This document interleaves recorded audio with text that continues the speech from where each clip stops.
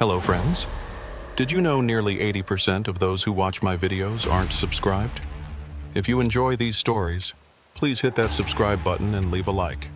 It really helps. Thank you for being here. By the way, where are you watching from? Let me know in the comments.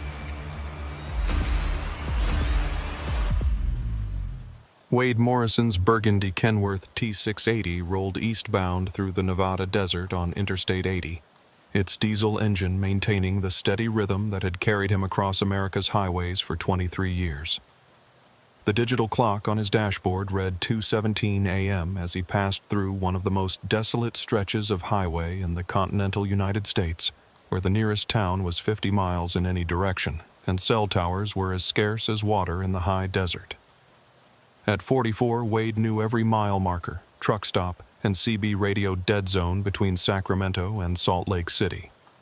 The burgundy and chrome rig had been his mobile office and second home since his divorce 8 years earlier, hauling everything from electronics to furniture across the western states. His current load was restaurant equipment bound for a customer in Denver, routine freight that would pay the bills and keep his teenage daughter Emma in the private school that his ex-wife insisted was necessary for her future. Wade preferred these midnight runs through Nevada's empty highways. The solitude gave him time to think without the constant pressure of four-wheelers cutting him off or state troopers looking for easy revenue from commercial drivers. The cooler temperatures were easier on his engine, and the night differential pay helped support the child support payments that consumed most of his monthly income. After 2 decades behind the wheel, Wade had developed the methodical routines that kept professional drivers safe and profitable. Regular radio checks, consistent schedules, and the unwritten code of helping other truckers when trouble struck on America's highways. What Wade couldn't know was that his predictable patterns and helpful nature had made him a target for people who understood the trucking industry well enough to exploit its culture of mutual assistance and professional courtesy.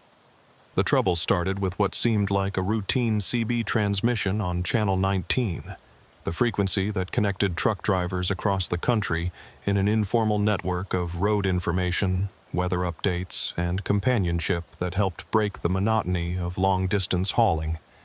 "Eastbound Kenworth at the 2:37 marker. You got your ears on, driver?"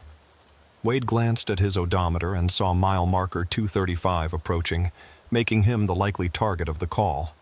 He reached for his microphone, following the protocol that had connected truckers for decades, and created a brotherhood of professional drivers who looked out for each other on America's highways. "This is the eastbound Kenworth with the burgundy paint job. I got you, driver. Go ahead." "Appreciate the comeback, driver. Name's Billy, running a white Peterbilt about 2 miles behind you. Got some nasty weather moving in from the north according to my weather radio. Might want to keep an eye on that barometric pressure. Could get dicey around Winnemucca." Wade checked his instrument panel and looked through his windshield at the star-filled sky. The night was perfectly clear, with visibility extending to the horizon in every direction. His truck's onboard weather monitoring system showed stable high-pressure conditions for the next 6 hours, with no indication of approaching storm systems. "Copy that, Billy. Appreciate the heads up, but it looks pretty clear from where I sit. Might be getting different information than what I'm seeing. Sometimes these desert storms come up fast, driver. Been running these routes for 15 years, and I've learned to trust the weather service over what my eyes tell me. That system's supposed to hit around 300 hours with some serious wind and possible ice." Wade had been driving the Nevada highways for over a decade, and he'd never seen weather systems develop as quickly as Billy was describing. Desert storms were certainly unpredictable, but the current atmospheric conditions showed no sign of the instability that would generate the severe weather Billy was forecasting. "Well, I appreciate the warning. I'll keep monitoring the situation and adjust if I need to." "You do that, driver. Safety first out here in the big empty. Catch you on the flip side." The transmission ended, but Wade felt a nagging uneasiness that he couldn't quite identify. In 23 years of trucking, he'd learned to trust other drivers' observations about weather and road conditions. The trucker network was often more accurate than official weather services, because drivers were actually experiencing conditions on the ground rather than interpreting satellite data from remote locations. But something about Billy's report didn't feel right. The specificity of the timing, the reference to weather service information that contradicted visible conditions, and the emphasis on his 15 years of experience all struck Wade as slightly off from normal trucker communication patterns. 20 minutes later, as Wade approached the Winnemucca area where Billy had predicted severe weather, his CB radio crackled with another transmission from a different voice. "Any drivers monitoring Channel 19, we got word of a major accident eastbound near the Winnemucca exit. Multiple vehicles involved, possible fatalities. Highway Patrol is shutting down eastbound traffic for at least 2 hours. Might want to find an alternate route." Wade knew the highways in this area better than most drivers who regularly traveled the California to Utah corridor. There were no practical alternate routes between his current position and Winnemucca that could accommodate commercial traffic. Any experienced trucker familiar with Nevada highways would know that detouring around I-80 in this region would add hundreds of miles to the journey and require traveling on secondary roads that weren't designed for 80,000-pound commercial vehicles. "Break 19. This is that eastbound Kenworth," Wade responded. "Can you give me more details on that accident? I'm not seeing any emergency vehicle traffic or road closure signs." There was a pause before the response came. "Just got the information from a westbound driver who was diverted at the scene. Looked pretty serious. You might want to start looking for a place to wait it out." Wade switched to Channel 17, a frequency used by many owner-operators for conversations away from the busier Channel 19. As he adjusted his radio, hoping to get confirmation of the reported accident from other drivers, he accidentally intercepted part of a conversation on Channel 18. "Package is moving according to schedule. Estimated intercept at 0300 hours. Driver appears unaware of surveillance." Wade froze at his radio controls. The clinical, professional tone was completely unlike anything he'd heard on trucker frequencies in over 2 decades of monitoring CB communications. This wasn't the casual conversation style of drivers sharing road information or passing time during long hauls. The language suggested military or law enforcement communications, but legitimate agencies used encrypted digital systems, not open CB frequencies that anyone with a radio could monitor. Wade fine-tuned his receiver and caught more of the transmission. "Target maintains consistent speed and route. Vehicle identification confirmed.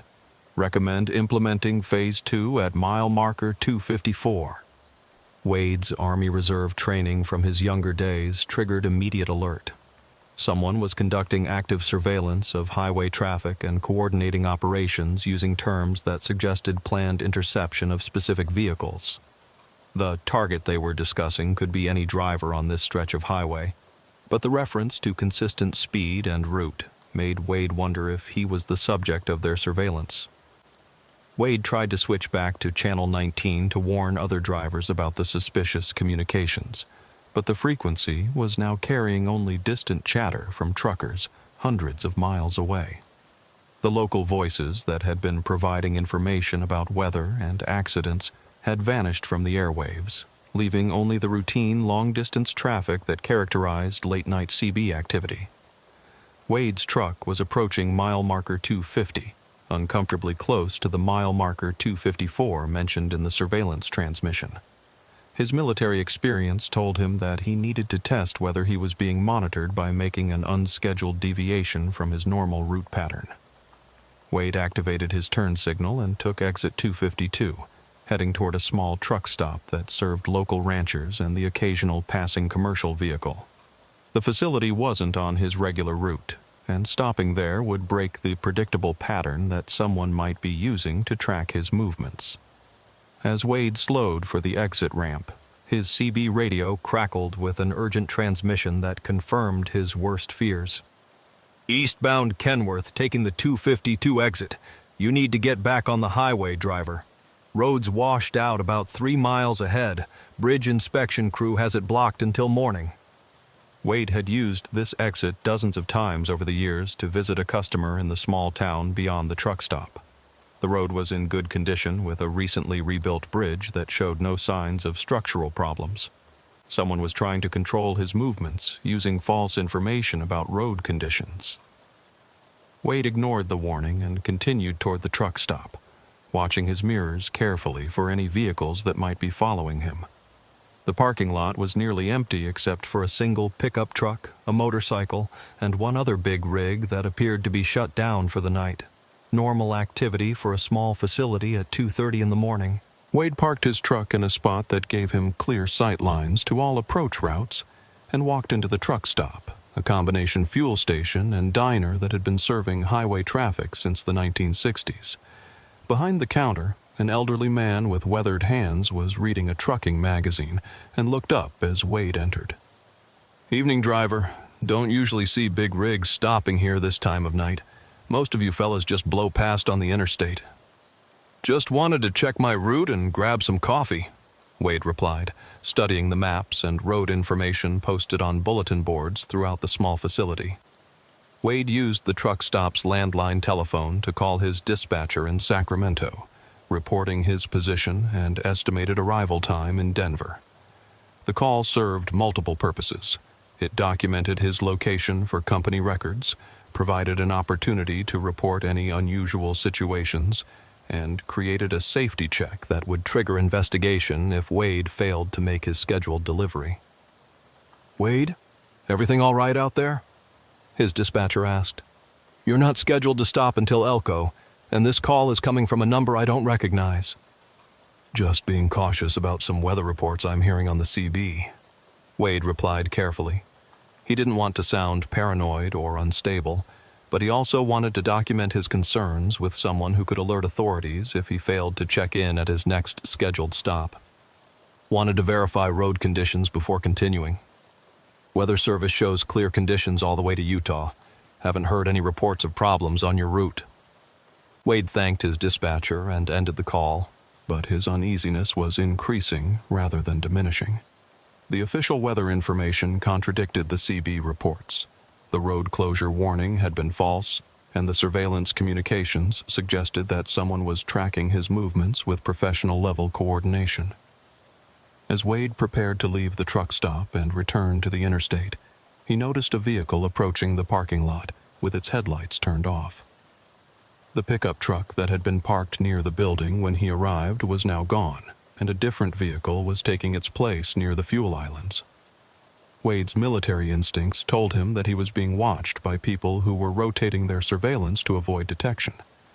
The coordination and timing suggested training in surveillance techniques that went far beyond ordinary criminal activity. Wade returned to his truck and resumed his eastbound journey on Interstate 80, but he was now operating under the assumption that he was being actively tracked by people with sophisticated equipment and professional training.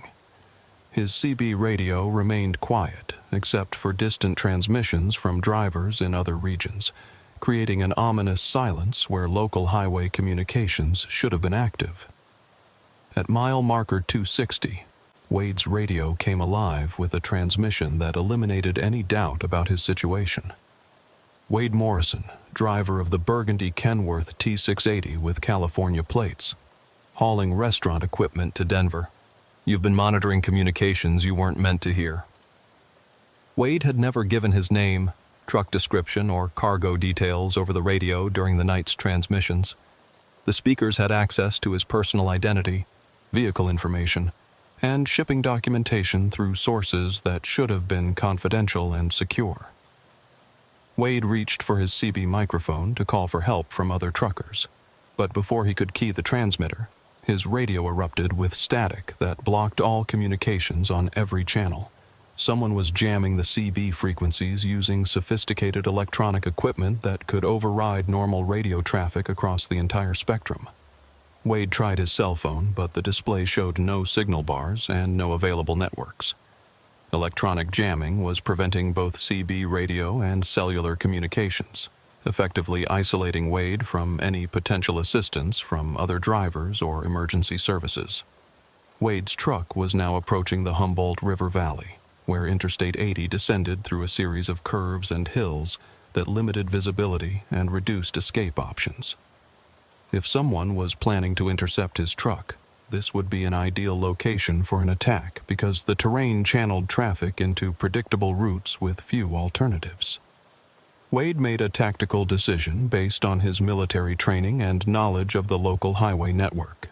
Instead of continuing on his planned route where his movements were predictable, he took the next available exit and headed north on Highway 225, a secondary road that connected to alternate routes toward his destination. The maneuver caught his pursuers off guard temporarily. Wade gained several miles on anyone who might be following him while forcing them to reorganize their surveillance pattern. But Wade also realized that he was now on lightly traveled roads where help would be even more difficult to find if the situation escalated to direct confrontation. Over the next hour, Wade found himself playing an elaborate game of cat and mouse with vehicles that appeared in his mirrors only to disappear when he tested their presence by varying his speed or changing routes.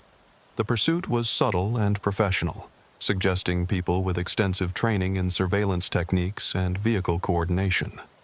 Wade's CB radio occasionally picked up fragments of communications despite the ongoing jamming, revealing that multiple vehicles were involved in tracking his movements across an extensive area of Nevada and Utah. Target has deviated from primary route, adjusting intercept positions to Highway 225 corridor. Maintain visual contact, but avoid detection until containment phase. Wade realized he was dealing with an organized group that had resources and coordination capabilities far beyond ordinary highway criminals.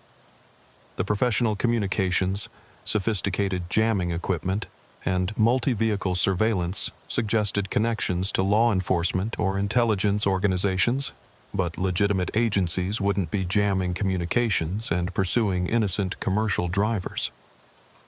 As Wade drove through the pre-dawn darkness on increasingly remote highways, he began to understand that he had stumbled into something involving the systematic targeting of commercial drivers for purposes he couldn't yet comprehend. The intercepted radio traffic had mentioned packages, delivery schedules, and coordination between multiple parties, suggesting a large-scale operation that used trucking routes and driver knowledge for illegal transportation activities. Wade's truck was now running low on fuel, forcing him to find a station despite the ongoing pursuit. He spotted a small facility at a crossroads community and decided to risk a fuel stop, knowing that his truck would be vulnerable during the 15 minutes required to fill his 300-gallon fuel tanks. As Wade began fueling his truck at the isolated station, he noticed several vehicles positioning themselves at strategic locations around the facility. The pursuit team was preparing to make their move, probably planning to capture Wade while his truck was stationary and unable to escape. Wade made a decision that violated every safety protocol he'd learned in 2 decades of professional trucking. He disconnected the fuel nozzle before his tanks were completely full and prepared to run, choosing mobility over fuel capacity in the hope of reaching populated areas where the pursuit team would have difficulty operating without attracting attention. But as Wade climbed back into his cab and started his engine, he realized that escape might no longer be possible. The vehicles surrounding the station had moved closer to blocking positions, and his CB radio was carrying transmissions that suggested the operation was entering its final phase. Target is preparing to depart fuel station. All units move to containment positions. This ends here. Wade understood that he was about to face a confrontation that would determine whether he survived to warn other drivers about the predators who were hunting professional truckers on America's highways. Wade Morrison's Kenworth pulled out of the isolated fuel station with his diesel tanks only 3/4 full, but with enough fuel to reach populated areas where the pursuit team would have difficulty operating without attracting unwanted attention. Behind him, Wade could see at least 4 vehicles beginning to move in the coordinated patterns he'd observed throughout the night, but now their positioning was more aggressive, suggesting the surveillance phase was ending and the capture phase was beginning. Wade's 23 years of professional driving had taught him that survival on the highway often depended on understanding traffic patterns and using other vehicles as shields against aggressive drivers or dangerous road conditions. He began working his way back toward Interstate 80 eastbound, where late-night commercial traffic would provide cover and potential witnesses to whatever his pursuers were planning. Wade's CB radio crackled with frustrated communications from the pursuit team as they tried to maintain surveillance while adapting to his unexpected fuel stop and route changes. Target is approaching I-80 eastbound on-ramp at milepost 268. Multiple commercial vehicles in immediate area. Recommend aborting direct intercept attempt until traffic thins. Negative on abort. Target has compromising intelligence on network operations. Containment is absolute priority regardless of visibility factors. Wade merged onto Interstate 80 and immediately positioned his truck between two other eastbound commercial vehicles, a grain hauler from Nebraska and a flatbed carrying construction equipment toward Colorado.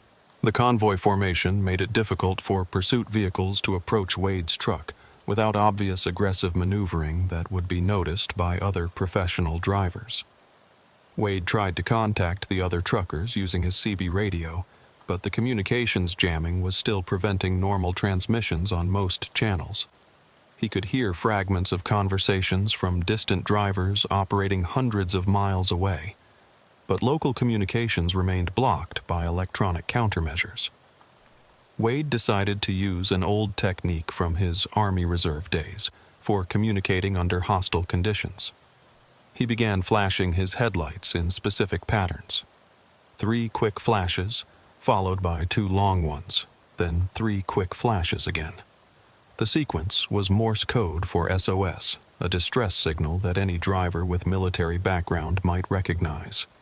The grain hauler ahead of Wade responded immediately by flashing his marker lights in the same pattern, indicating that he understood something was wrong. The flatbed driver behind Wade also began flashing his lights, creating a chain of communication that bypassed the electronic jamming. The eastbound convoy continued for 20 miles, with pursuit vehicles maintaining their distance, but clearly coordinating their movements through radio communications that Wade could occasionally intercept despite the jamming efforts. Control, we have multiple commercial vehicles providing inadvertent screening for target. Recommend implementing distraction protocol to isolate target vehicle. Roger. Initiating false emergency scenario to split convoy formation. Wade's CB radio suddenly came back to life as the jamming ceased on channel 19, apparently to allow the pursuit team to implement their distraction protocol. Break 19. We got a serious accident westbound I-80 near mile marker 290. Overturned fuel tanker. Multiple casualties. Eastbound traffic being diverted to provide emergency vehicle access. All eastbound trucks need to exit at 285 and use alternate routes. The grain hauler ahead of Wade immediately began slowing and activating his turn signal to take the suggested exit. Wade realized that the false emergency report was designed to break up the protective convoy formation and isolate him for capture. Wade made a split-second decision that probably saved his life. Instead of following the other trucks off the highway, he accelerated past them and continued eastbound on I-80, using his CB radio to broadcast a warning that he hoped would reach other drivers despite the electronic countermeasures. Break 19, this is Wade Morrison driving eastbound Kenworth being pursued by unknown vehicles on I-80 near mile marker 285. I've been followed for over 3 hours by people using professional surveillance tactics and electronic jamming. The accident report is false. Any drivers in the area, please be aware of coordinated suspicious activity. The response was immediate and overwhelming. Dozens of truckers began reporting their positions and offering assistance, creating an informal network of protection that made it impossible for the pursuit team to operate covertly. Eastbound Wade. This is Roy in a westbound Peterbilt at mile marker 295. I can see several vehicles that appear to be coordinating their movements behind you. Looks like you got yourself a serious problem, driver. Wade, this is Curtis running grain hauler eastbound ahead of you. I just got off at that exit they told us about, and there's no accident anywhere. These boys are running some kind of scam. I'm getting back on the interstate to help you out. Break 19, this is Dale in a flatbed about 10 miles behind Wade's position. I'm monitoring multiple vehicle movements that don't look like normal highway traffic. Somebody's definitely tracking our boy. Within minutes, Wade found himself surrounded by a protective convoy of commercial vehicles whose drivers had responded to his emergency call. The trucking community's informal mutual aid network was mobilizing to protect one of their own from people who were exploiting their isolation and vulnerability. Wade's CB radio carried continuous updates from drivers who were monitoring the situation and coordinating their response through the communication methods that had connected truckers for decades. We got at least 6 vehicles that have been following Wade's truck for over an hour. All dark colors, multiple occupants, definitely not normal highway traffic. I'm calling this in to Utah State Police on my cell phone. All drivers maintain convoy formation and document everything you observe. The pursuit vehicles began falling back as more truckers joined the protective convoy, but Wade could see that they were maintaining surveillance from a greater distance rather than abandoning their operation entirely. "Wade, this is Rex running a Peterbilt westbound," came a transmission from behind the convoy. "I got eyes on 2 of those suspicious vehicles that dropped back when we formed up. They're using some kind of professional radio equipment, big antennas, sophisticated gear. These ain't ordinary highway troublemakers." By sunrise, Wade was traveling in a convoy of nearly 20 commercial vehicles, all coordinated through CB radio communications and all committed to ensuring his safety until he could reach populated areas where law enforcement could provide protection. At the Utah border, Utah State Police intercepted the convoy and took Wade's statement about the pursuit and the suspicious radio communications he had intercepted. Sergeant Mike Collins, a veteran officer who specialized in highway crime, was particularly interested in the electronic jamming and professional surveillance techniques Wade described. "Mr. Morrison, what you're describing sounds like a sophisticated criminal operation with resources that go way beyond ordinary highway crime. The coordination, electronic equipment, and multi-vehicle surveillance suggest an organization with significant funding and professional training." Wade worked with Sergeant Collins to analyze the radio communications he had recorded on his truck's digital CB system and the observations he had made during the pursuit. The intercepts revealed references to packages, delivery schedules, and processing centers that suggested a large-scale operation involving multiple trucks and drivers. "Wade, what you heard wasn't just about hijacking individual trucks," Sergeant Collins explained. "These people were talking about processing drivers, which suggests something more systematic than ordinary cargo theft. They're recruiting or capturing truckers for ongoing criminal operations." Over the next several days, Wade learned that he had encountered something far worse than highway robbery. The investigation revealed that several drivers had disappeared from the same highways where Wade had been pursued, leaving only abandoned trucks and no trace of what had happened to their operators. Marcus Webb, a driver from Phoenix, had vanished near Elko 3 months earlier. Dean Fletcher from Salt Lake City had disappeared on the same stretch of I-80 where Wade had been pursued. Roy Kimball from Denver had been reported missing after his truck was found abandoned at a rest area with no sign of the driver. "We're looking at a pattern of activity targeting commercial drivers throughout the western states," Sergeant Collins explained. "These people understand trucking operations well enough to predict driver behavior and exploit industry communication systems." The investigation expanded when other drivers began reporting similar experiences after Wade's story spread through the trucking community.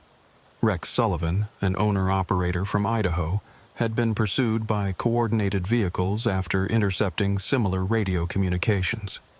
Jake Morrison from Oregon had encountered fake emergency calls that led him into situations where suspicious vehicles attempted to force him off the highway. "The pattern is consistent," Sergeant Collins told Wade during one of their follow-up meetings. "These people are using CB radio monitoring to identify targets, electronic jamming to isolate victims, and coordinated vehicle surveillance to capture commercial drivers for purposes we're still investigating. Wade learned that the radio equipment recovered from abandoned pursuit vehicles was sophisticated and expensive, the kind of gear used by intelligence agencies and military organizations rather than ordinary criminals. "This equipment costs more than most people make in a year," Sergeant Collins said, showing Wade photographs of the recovered surveillance gear. "We're not dealing with ordinary highway criminals. This is an organization with serious financial backing and technical capabilities." But the most disturbing discovery was that the criminal organization hadn't been eliminated by the investigation. Other drivers continued to report suspicious encounters, suggesting that Wade had exposed only one cell of a larger network that operated throughout the western United States. Wade began working with other drivers who had experienced similar encounters, developing informal communication protocols that allowed truckers to verify each other's identities and alert the community to suspicious activity. They created code words and check-in procedures that could help protect commercial drivers from predators who understood their industry. Rex Sullivan became Wade's primary contact in this informal security network, using his routes through Idaho, Montana, and Wyoming to coordinate communications with drivers throughout the region. "Wade, we're seeing patterns of activity that suggest these people are still operating," Rex reported during one of their regular CB conferences. "Drivers are reporting fake emergency calls, electronic jamming, and coordinated vehicle surveillance on multiple highways throughout the Mountain West." The CB radio frequencies that had once been used primarily for traffic information and casual conversation became the foundation for a security network that helped protect commercial drivers from systematic exploitation. Drivers shared information about suspicious activities, coordinated convoy formations through high-risk areas, and maintained continuous monitoring of frequencies where threats might be detected. Wade never learned the full scope of the organization that had pursued him, but his experience had revealed the vulnerability of commercial drivers to sophisticated criminal operations that understood trucking culture well enough to exploit it. The isolation that made trucking attractive to independent-minded drivers also made them perfect targets for people who needed transportation resources and disposable personnel for illegal activities. 3 months after Wade's encounter, coordinated law enforcement raids dismantled several cells of the criminal network and rescued drivers who had been held at remote facilities. But investigators acknowledged that other operations were probably still active in different regions, using similar methods to exploit America's commercial transportation system. Wade returned to his regular routes between California and Colorado. But his experience had fundamentally changed his approach to highway safety and professional relationships with other drivers. He now carried additional communication equipment, varied his schedules and routes, and maintained continuous contact with the informal security network that had developed among drivers who understood the ongoing threat.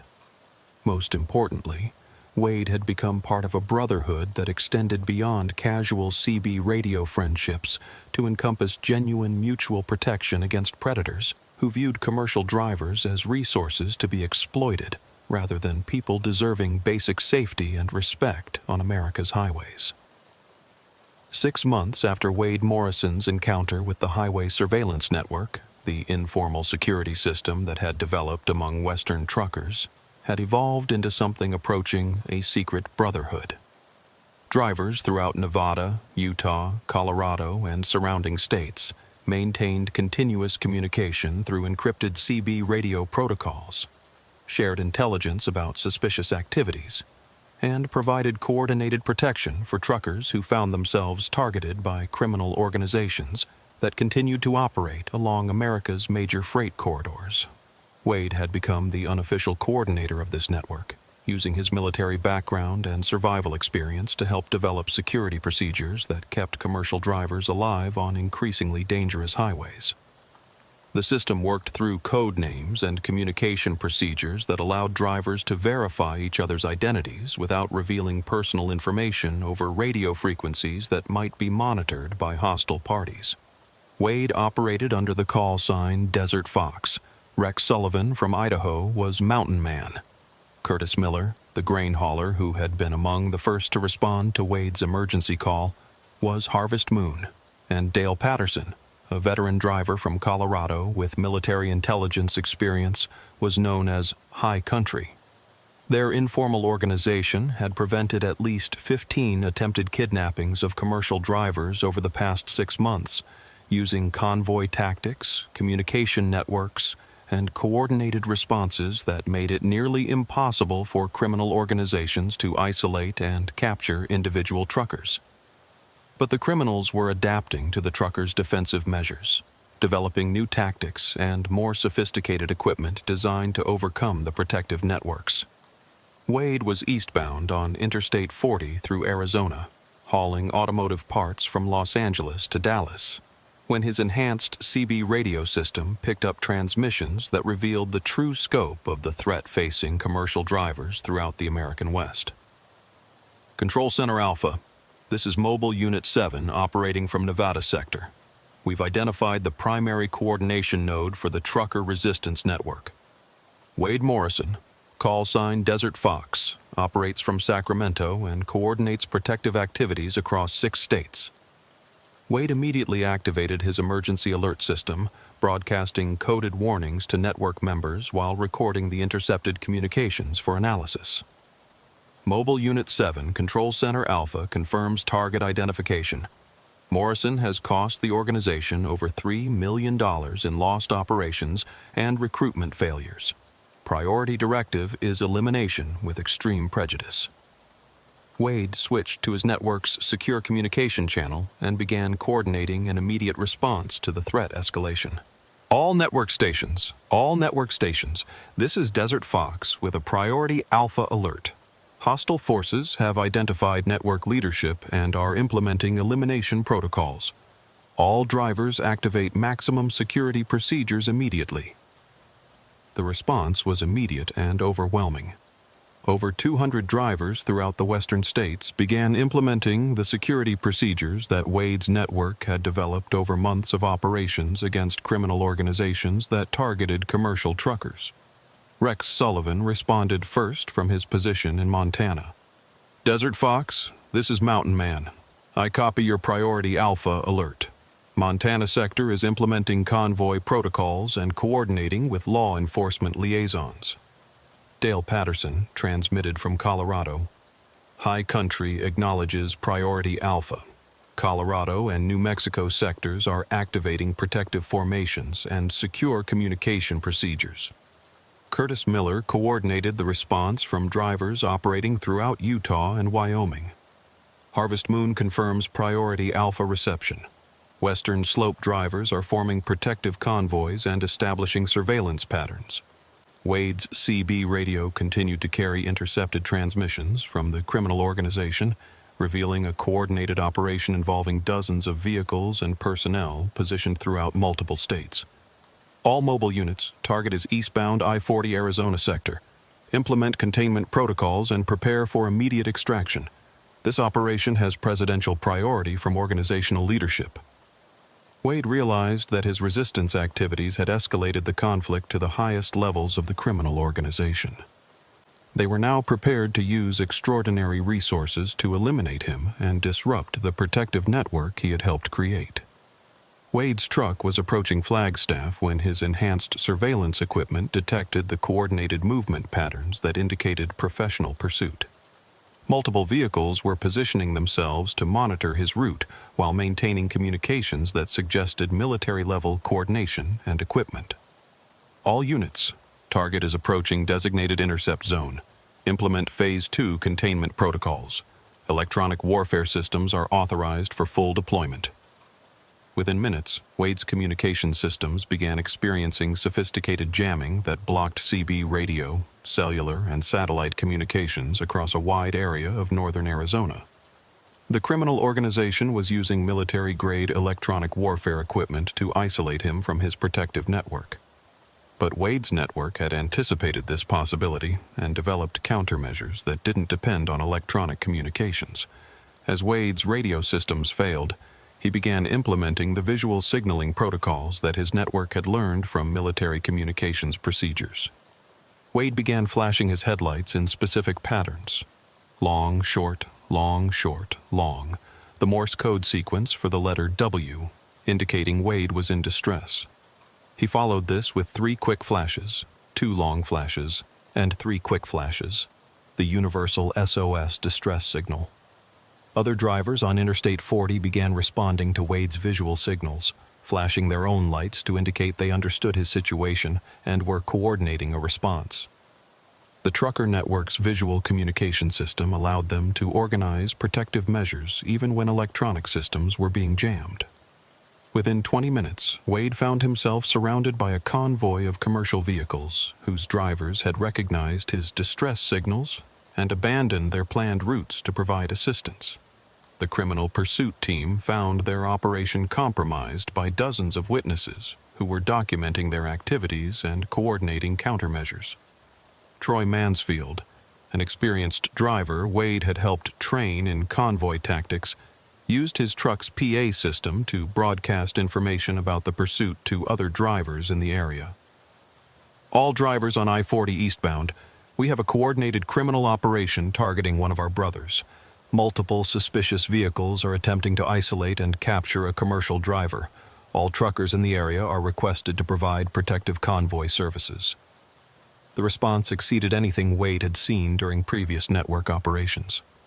Over 40 commercial vehicles joined the protective convoy, creating a rolling fortress that made any attack impossible while simultaneously generating enough radio traffic on multiple frequencies to overwhelm the criminal organization's jamming equipment. Jake Morrison, a driver from Portland who had experienced his own encounter with highway predators, coordinated the convoy's defensive formation using hand signals and visual communications.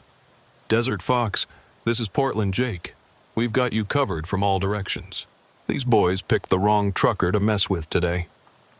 The criminal pursuit vehicles gradually fell back and disappeared as the protective convoy continued eastbound through Arizona and into New Mexico.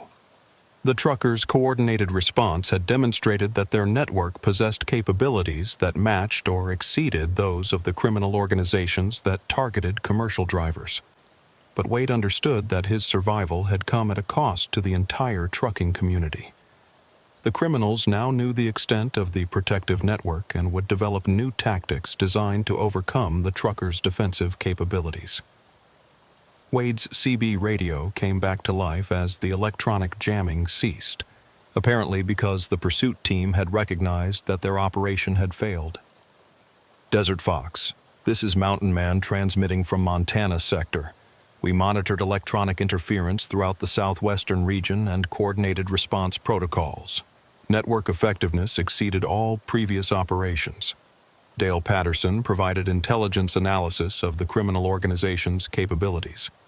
High country reporting from Colorado. The electronic warfare equipment used against Desert Fox was military specification gear that costs more than most trucking companies earn in a year. We're dealing with an organization that has resources comparable to intelligence agencies."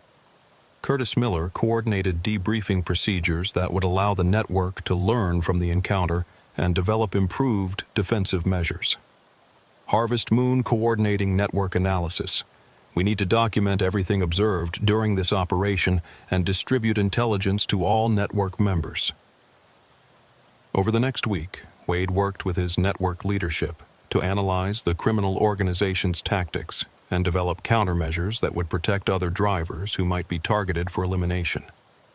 The investigation revealed that the organization possessed capabilities that suggested connections to government agencies or military contractors. The equipment signatures we detected indicate access to restricted military technology, Dale Patterson reported during a secure network conference. Electronic warfare systems, encrypted communications, coordinated surveillance capabilities. This isn't equipment that criminal organizations can purchase through normal channels. Rex Sullivan added intelligence from his contacts in law enforcement agencies throughout Montana and Idaho. Mountain Man has confirmed that several federal agencies are investigating the disappearance of commercial drivers throughout the western states. The scope of the criminal organization appears to extend far beyond what we initially understood. Wade realized that his network had uncovered something that threatened powerful interests beyond ordinary criminal enterprises. The systematic targeting of truck drivers, the sophisticated equipment and coordination, and the resources devoted to eliminating resistance suggested an organization with connections that extended into legitimate institutions. Curtis Miller provided the most disturbing intelligence of all. Harvest Moon has been monitoring CB communications throughout Utah and Wyoming. We're detecting coordination between criminal pursuit teams and individuals who appear to have access to law enforcement databases and communication systems. Wade understood that his network was facing enemies who had infiltrated the institutions that should have been protecting commercial drivers from systematic exploitation. The criminals possessed inside information about driver routes, cargo manifests, and law enforcement operations that allowed them to target victims with precision while avoiding detection. The network's success in protecting Wade had revealed the extent of their capabilities, but it had also made them a priority target for elimination by an organization that possessed resources and connections that rivaled those of government agencies. Wade made a decision that would fundamentally change the nature of their security network. Instead of simply protecting drivers from criminal predators, they would begin actively investigating the organization that was targeting truckers and work to expose the connections that allowed criminals to operate with apparent immunity from law enforcement intervention. All network leadership. This is Desert Fox with a strategic assessment. Our protective operations have been successful, but we're facing enemies with resources that suggest institutional connections. We need to shift from defensive to investigative operations if we're going to eliminate the threat permanently. The decision would transform Wade's informal security network into an intelligence organization that used the trucking community's mobility and communications capabilities to gather evidence about criminal activities that legitimate institutions had failed to detect or address. 3 months after the Arizona convoy operation, Wade Morrison's security network had evolved into a sophisticated intelligence organization that used America's commercial transportation system to investigate criminal enterprises that targeted truckers and the cargo they transported. The network now included over 300 drivers across 12 states, all coordinating through encrypted communication systems and sharing intelligence about criminal activities that law enforcement agencies had failed to address effectively. Wade operated from a mobile command center built into his truck, using advanced communication equipment and data analysis systems to coordinate intelligence gathering operations throughout the western United States. His truck had become a rolling headquarters for a war that most Americans didn't know was being fought on their highways. The intelligence gathered by the network had revealed the true scope of the criminal organization that targeted commercial drivers. The operation extended far beyond simple truck hijacking or driver kidnapping. They were using the trucking industry as cover for transportation of illegal weapons, drugs, and human trafficking victims across the country. Wade was northbound on Interstate 15 through Utah when his intelligence systems intercepted communications that revealed the criminal organization's next major operation. Control Center, this is Operations Coordinator. Phase 3 implementation is authorized for the southwestern corridor. We have confirmed targets for elimination and recruitment across Nevada, Utah, and Colorado sectors. Wade immediately activated his network's emergency protocols, coordinating with cell leaders throughout the region to implement countermeasures against what appeared to be a coordinated attack on multiple drivers simultaneously. All network stations, this is Desert Fox with an emergency action alert. Hostile forces are implementing large-scale operations against network members. All drivers implement maximum security protocols and coordinate defensive responses. Rex Sullivan responded from Montana with intelligence about unusual vehicle movements throughout the northern corridors. Desert Fox, this is Mountain Man. We're detecting coordinated surveillance of network members throughout Montana, Idaho, and Wyoming. Multiple teams are operating simultaneously. Dale Patterson coordinated response from Colorado and New Mexico. High Country confirms unusual activity throughout southwestern sectors. Criminal organizations appear to be targeting network leadership for simultaneous elimination. Curtis Miller provided coordination for drivers throughout Utah and Nevada. Harvest Moon reporting coordinated pursuit activities against at least 12 network members. This is the largest operation we've encountered.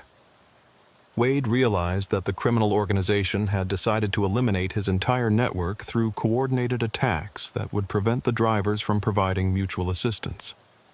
The operation was designed to destroy the protective capabilities that had made it impossible for criminals to target individual truckers. Wade's intelligence systems detected electronic jamming beginning across multiple states simultaneously, indicating that the criminal organization was using military-level resources to isolate network members from each other. But Wade's network had anticipated this possibility and developed communication methods that didn't depend on electronic systems.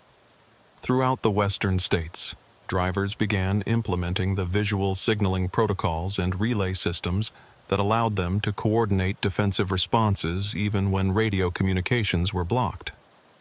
Blake Morrison, a network member from Texas, coordinated convoy formations throughout the southwestern corridors. All drivers, this is Lone Star. We're forming protective convoys on all major routes. Network members are to abandon scheduled deliveries and implement mutual protection protocols. Shane Mitchell, operating from New Mexico, established relay stations that used visual signals to coordinate information sharing across the jamming zones. This is high desert coordinating relay operations. We've got visual communication networks operating across I-40, I-25, and I-10 corridors. The battle that followed lasted 18 hours and involved hundreds of commercial vehicles coordinated through the most sophisticated defensive network ever organized by the trucking industry. Criminal pursuit teams found themselves facing coordinated convoy operations that made it impossible to isolate individual targets while generating enough documentation and witness testimony to expose their operations to law enforcement agencies. Wade's mobile command center became the focal point for coordinating the network's response to the largest criminal operation ever attempted against commercial drivers. His truck was surrounded by a protective convoy of over 60 commercial vehicles, all coordinated through communication systems that had overcome the criminals' electronic warfare capabilities. Troy Mansfield coordinated intelligence gathering operations that documented the criminal organization's tactics and equipment. Desert Fox, this is Highway Guardian. We've identified at least 40 vehicles involved in coordinated pursuit operations, professional equipment, military tactics, resources that suggest major organizational backing. Jake Morrison provided liaison with law enforcement agencies that were responding to reports of coordinated criminal activity throughout multiple states. Desert Fox, this is Portland Express. State and federal agencies are mobilizing response teams throughout the region. Network operations have generated enough evidence to trigger major investigations. The criminal organization's coordinated attack ultimately failed because they had underestimated the trucking community's ability to organize defensive responses that didn't depend on the electronic systems they could jam. The visual communication networks, convoy tactics, and mutual protection protocols developed by Wade's network proved more effective than the sophisticated equipment used by their enemies. But the victory came at a significant cost. Several network members were injured during pursuit operations. Multiple trucks were damaged, and the criminal organization had demonstrated capabilities that suggested access to military-level resources and intelligence. Wade realized that his network had won a battle, but was facing a war against enemies with resources that extended far beyond ordinary criminal enterprises. The systematic targeting of truckers, the coordination across multiple states, and the sophisticated equipment used against them suggested connections to organizations with government or military backing. During the post-operation debriefing, Dale Patterson provided intelligence analysis that revealed the disturbing scope of what they were fighting. The coordination, equipment, and resources we observed suggest an organization with access to military contractors or intelligence agencies. The electronic warfare capabilities, surveillance equipment, and tactical coordination exceed what criminal organizations typically possess. Rex Sullivan added information from his law enforcement contacts that confirmed the network's suspicions about institutional connections. Several federal agencies are investigating the disappearance of over 200 commercial drivers throughout the western states. The pattern suggests systematic recruitment or elimination of truckers for purposes that extend beyond ordinary criminal activities. Curtis Miller provided the most disturbing intelligence of all. Evidence that the criminal organization was using kidnapped truck drivers to transport illegal cargo under the cover of legitimate commercial operations. Network intelligence indicates that missing drivers are being forced to transport weapons, drugs, and human trafficking victims across the country. Their legitimate credentials and commercial vehicles provide cover for illegal transportation operations. Wade understood that his network had uncovered a criminal enterprise that was exploiting America's commercial transportation system on a massive scale, using kidnapped drivers and stolen trucks to move illegal cargo without detection by law enforcement agencies. The network's success in defending against the coordinated attack had revealed their capabilities to the criminal organization, but it had also demonstrated that the trucking community possessed the resources and coordination necessary to fight back against systematic exploitation.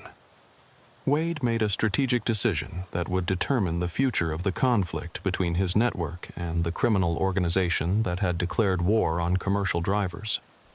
All network leadership, this is Desert Fox with a strategic directive.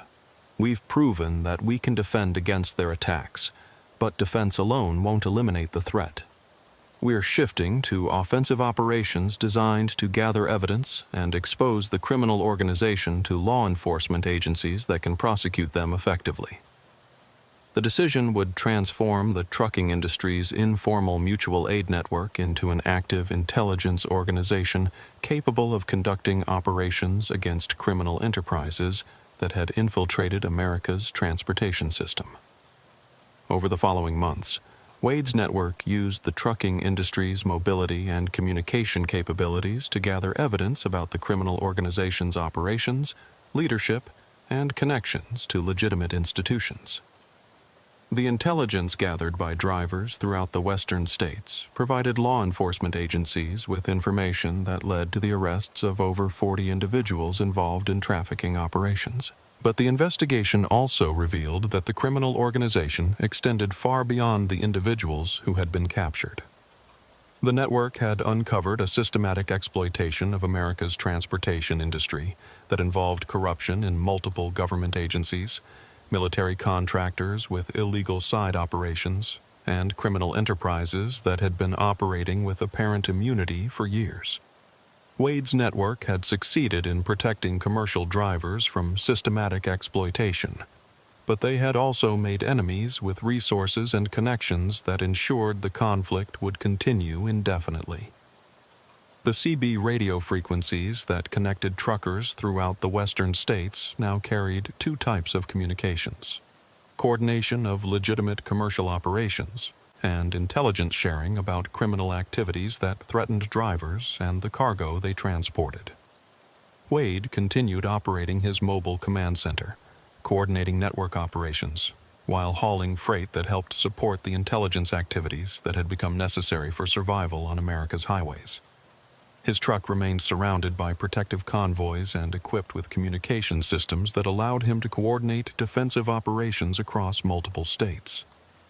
Late at night, as Wade drove through the desert highways where his nightmare had begun, he could hear the voices of drivers who were carrying on the work that had evolved from his desperate flight from unknown pursuers.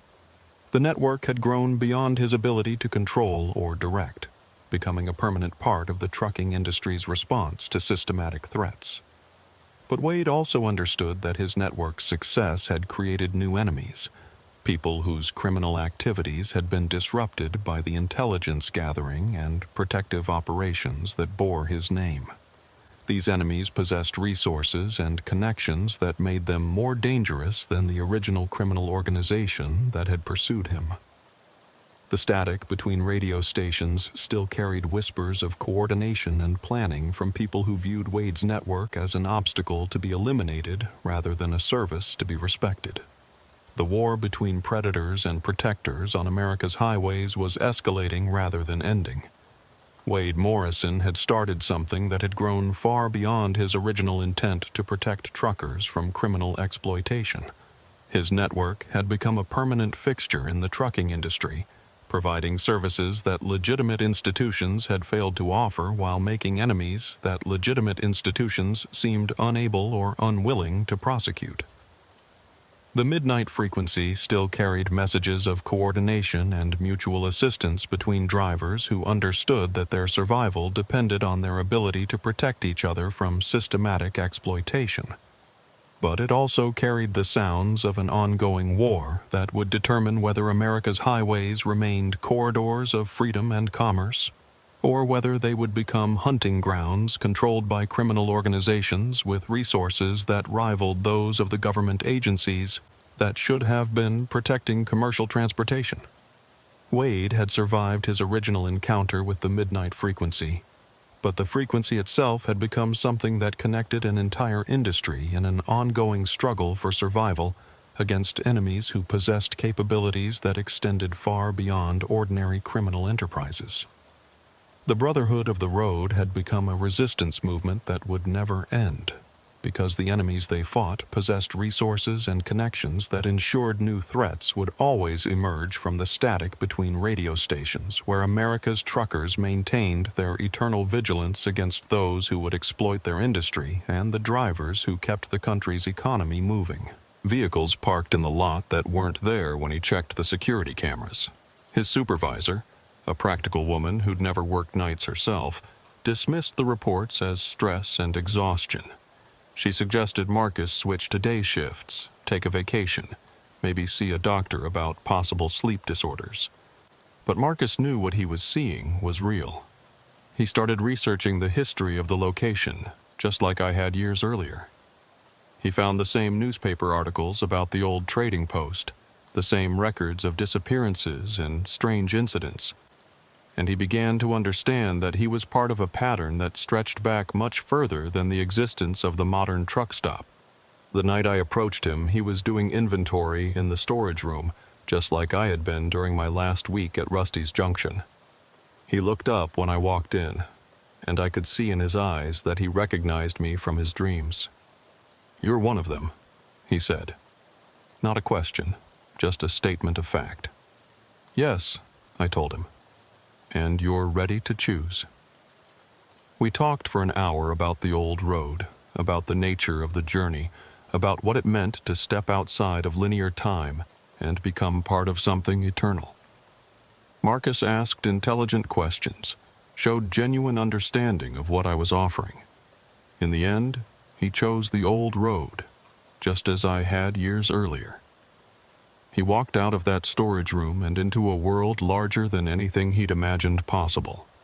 His supervisor found a resignation letter on her desk the next morning, typed and signed, giving 2 weeks' notice for personal reasons. But Marcus never showed up to work those final shifts. The security cameras showed him leaving the building that night, but they never showed him getting into a vehicle or walking to the parking lot. He simply walked toward the back of the building and vanished from their electronic record. The police investigated, of course. They interviewed his family, checked his bank accounts, analyzed his phone records. But people who choose the old road leave very few traces in your digital world. We exist between the spaces that your surveillance systems can monitor. That was 3 years ago. Marcus travels with us now, learning the routes that existed before maps, discovering destinations that don't appear in any guidebook. Like all of us, he's finding that the journey itself is more important than any specific destination. Which brings me to why I'm telling you this story now in such detail, with such specific warnings about the places and signs to watch for. The old road is becoming more active. The barriers between worlds are weakening, and the intersections where we can appear to travelers on the new road are becoming more numerous and more frequent. What used to happen once or twice a year at a given location is now happening monthly, sometimes weekly. More night shift workers are reporting unusual incidents. More families are disappearing from rest areas and truck stops. More drivers are abandoning their vehicles and walking away from lives they no longer want to live. The network of the old road is expanding, creating new connections, new crossroads, new opportunities for people to step out of linear time and into something eternal. And each person who makes that choice strengthens the network, makes it easier for others to see us, easier for the choice to be offered. I don't know why this is happening now. Maybe it's a natural cycle, something that occurs every few centuries when enough travelers have accumulated on the old road. Maybe it's a response to changes in your world, the increasing pace of life, the growing disconnection from the natural world, the sense that many people have of being trapped in lives that feel meaningless. Or maybe it's something else entirely, something connected to forces larger than human understanding. What I do know is that if you work nights at a truck stop, or a gas station, or any place where travelers pass through in the darkness, your chances of encountering us are higher now than they've been in decades.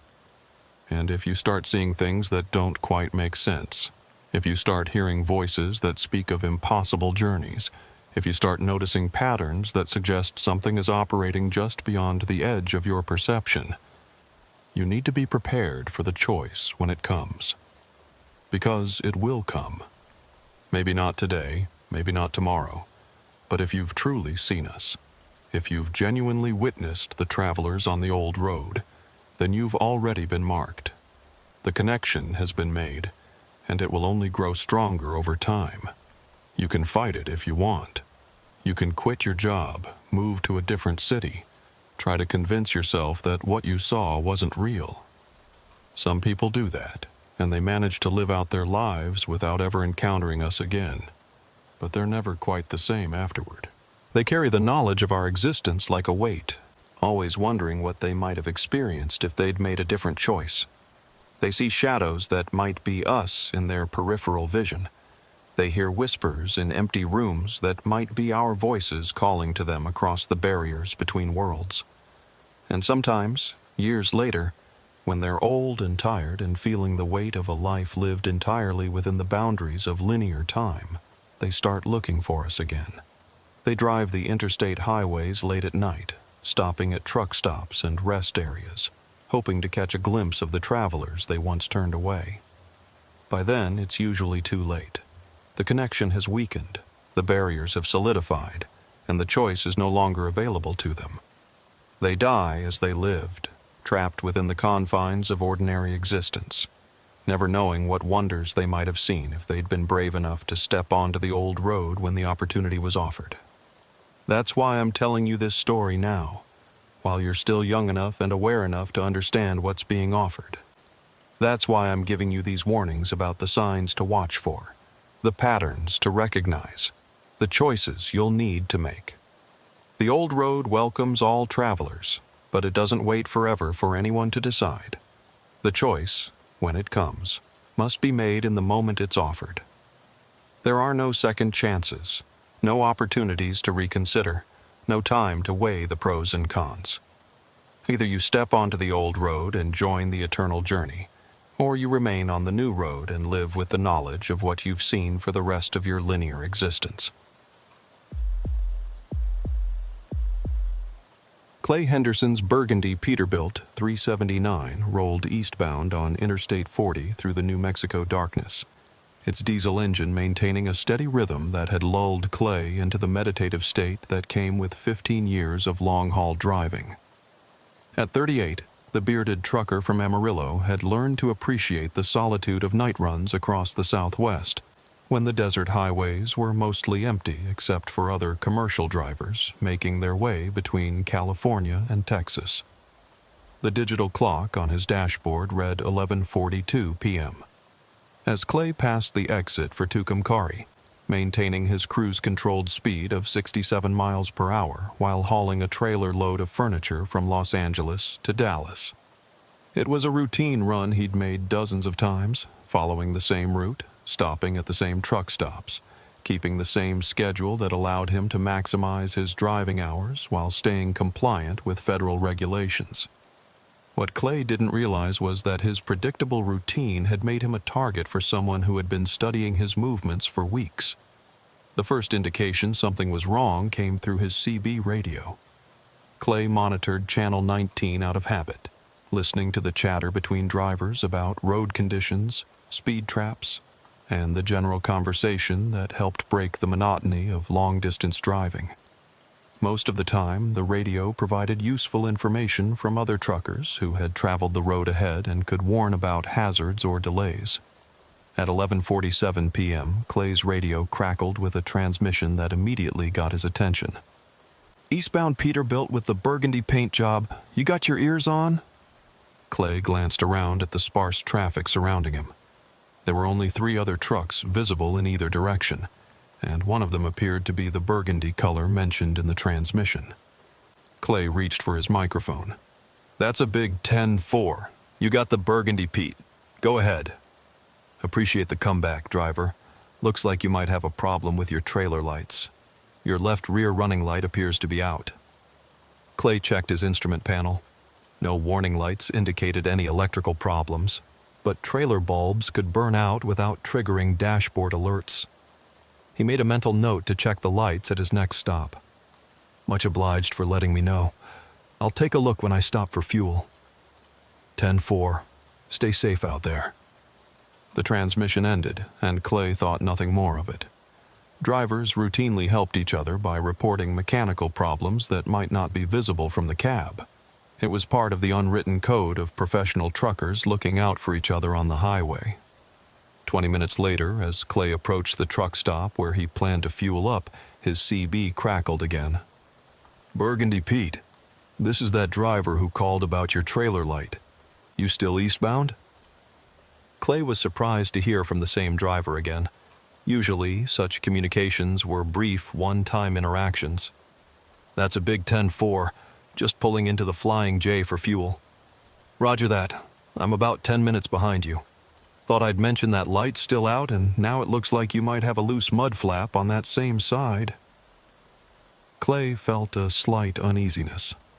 For another driver to observe that level of detail about his truck, they would have to be following fairly closely and paying unusual attention to his trailer. Most drivers were focused on their own rigs and the road ahead, not conducting detailed inspections of other trucks. "Appreciate the heads up.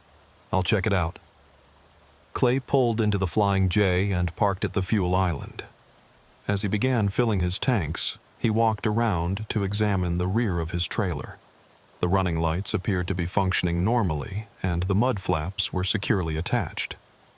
Either the problems had corrected themselves, or they had never existed in the first place. As Clay completed his fueling, he noticed a dark-colored Kenworth pulling into the truck stop. The truck was too far away for Clay to see the driver clearly, but something about the timing and positioning suggested it might be the driver who had been reporting problems with Clay's trailer. Clay completed his fuel purchase and pulled his truck to the parking area to take his mandatory 30-minute break. As he shut down his engine and prepared to log the break time, he noticed the dark Kenworth had parked several spaces away, positioned so that the driver could observe Clay's truck without being obvious about it. Clay's military training from his Army days began to assert itself. He'd served as a military policeman for 6 years before becoming a trucker, and he'd learned to recognize surveillance patterns and unusual behavior. The level of attention his truck was receiving from another driver was beginning to feel like more than casual road courtesy. Clay decided to test his suspicions. Instead of taking a full break, he logged back into driving status after 15 minutes and pulled back onto Interstate 40. If the dark Kenworth followed him immediately, it would confirm that he was being tracked. As Clay merged back into traffic, he watched his mirrors carefully.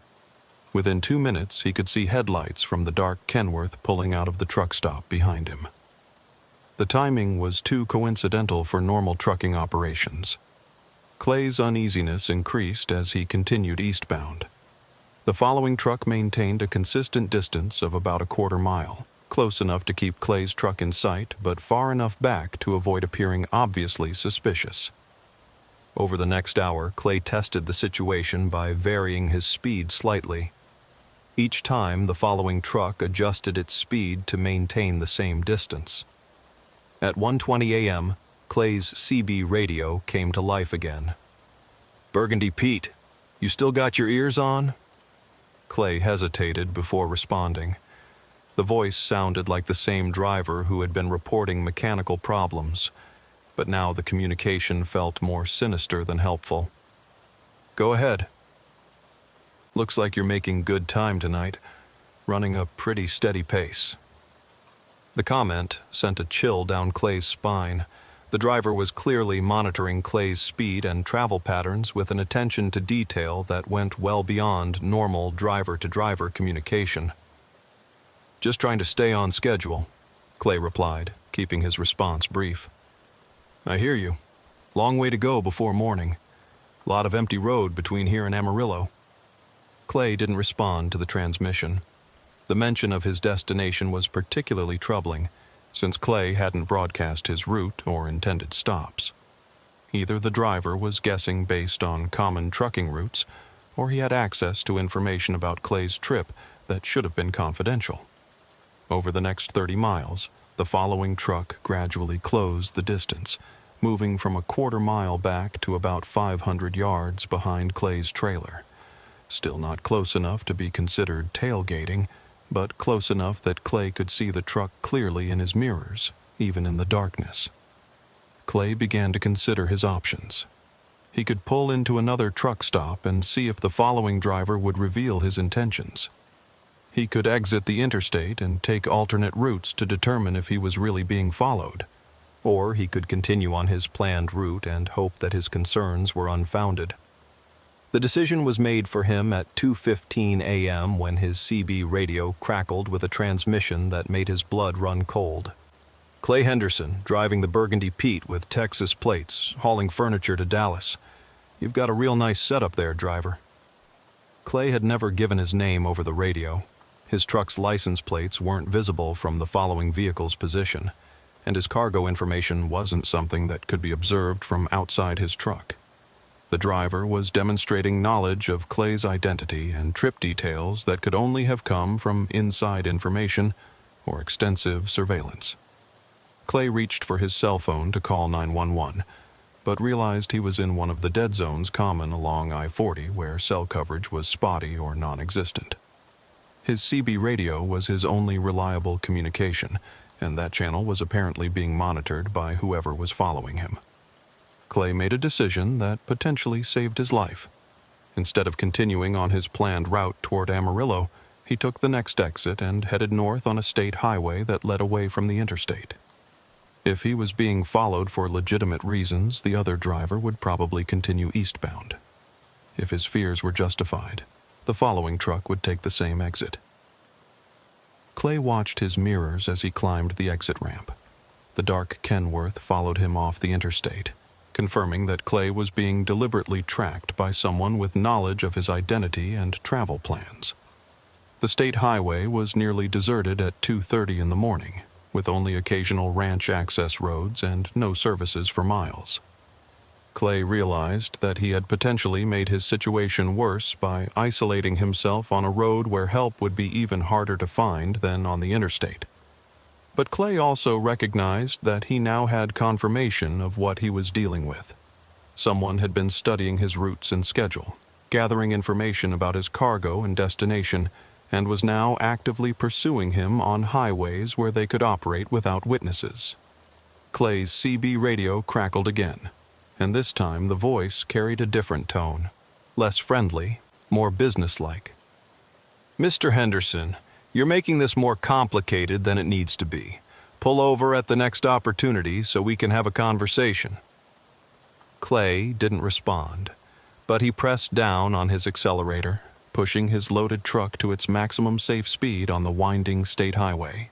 Behind him, the pursuing Kenworth also accelerated, closing the distance between the two trucks.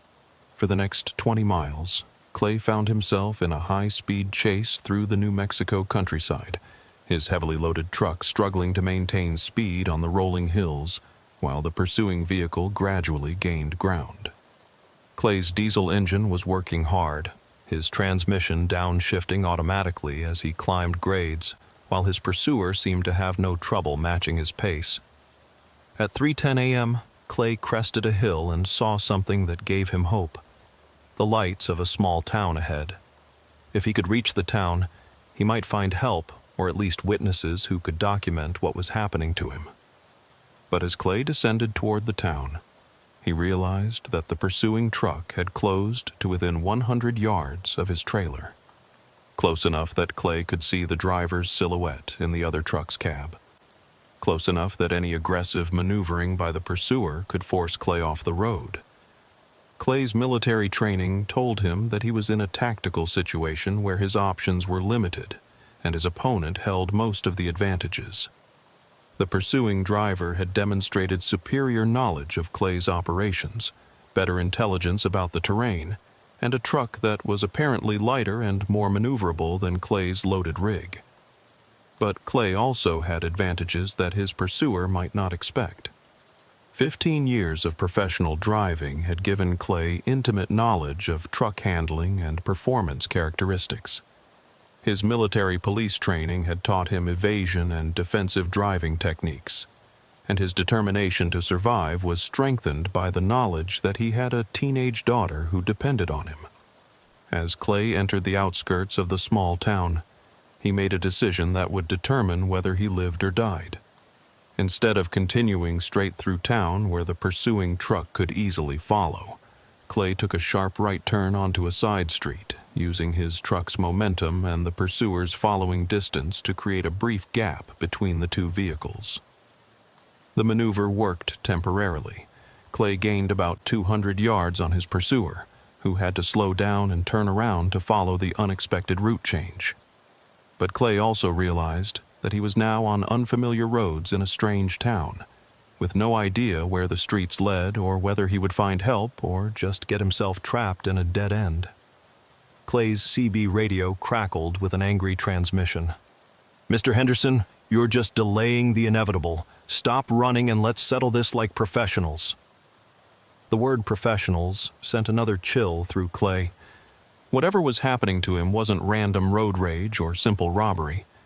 He was being hunted by someone who considered this kind of pursuit to be professional work. As Clay navigated the dark streets of the unknown town, he began to understand that his encounter with the stalker was just the beginning of something much worse. Someone had identified him as a target, studied his patterns, and was now implementing a plan that required Clay to be stopped and captured. The question was why Clay had been selected, and what the professional pursuing him intended to do once the chase was over. Clay's burgundy Peterbilt thundered through the narrow streets of the sleeping town, his diesel engine echoing off the closed storefronts and darkened houses as he searched desperately for escape routes or refuge. In his mirrors, he could see the headlights of the pursuing Kenworth gaining ground, the driver apparently more familiar with the town's layout than Clay was. At 3:25 a.m., Clay spotted what appeared to be a 24-hour gas station with lights on and a patrol car parked near the entrance. Clay immediately steered toward the station, hoping to find help from the police officer or at least create witnesses who could document his pursuit. But as he pulled into the station's lot, Clay realized the patrol car was empty, probably belonging to an officer who was inside on a coffee break. Clay parked his truck near the station entrance and ran inside, his heart pounding from the adrenaline of the chase. Behind the counter, a young clerk was reading a magazine, apparently unaware of the drama that had just arrived in his parking lot. "I need help," Clay said urgently. "Someone's been following me for over an hour. I need to call the police." The clerk looked up with the bored expression of someone accustomed to dealing with truckers who stopped for fuel and snacks. "Phone's over there by the restroom. Local police or state patrol?" Before Clay could answer, he heard the distinctive sound of the pursuing truck's diesel engine pulling into the station lot. Through the windows, Clay could see the dark Kenworth positioning itself to block Clay's truck from leaving the station. "State Patrol," Clay said, moving toward the phone. "And tell me there's a back exit from this place. Loading dock out back, but it's locked after hours." Clay dialed the New Mexico State Police emergency number while watching through the windows as a figure climbed down from the pursuing truck. The man was average height, wearing jeans and a baseball cap, and appeared to be in his 40s. From a distance, he looked like any other truck driver making a late-night fuel stop. The state patrol dispatcher answered on the second ring. "State Police, what's your emergency?" "This is Clay Henderson. I'm a commercial truck driver being pursued by an unknown individual on Highway 209 near... What town is this?" Clay looked at the clerk, who answered, "Vaughn. Near Vaughn, New Mexico. The subject has been following me for over an hour and has demonstrated knowledge of my personal information and cargo. I'm currently at a gas station, but the subject is approaching the building." "Mr. Henderson, I'm dispatching units to your location. Can you describe the pursuing vehicle?" Clay provided the description of the dark Kenworth while watching the approaching figure through the station windows. The man was walking casually toward the entrance, as if he was simply another customer stopping for fuel or snacks. "Sir, I need you to stay on the line and avoid confrontation if possible. Units are en route.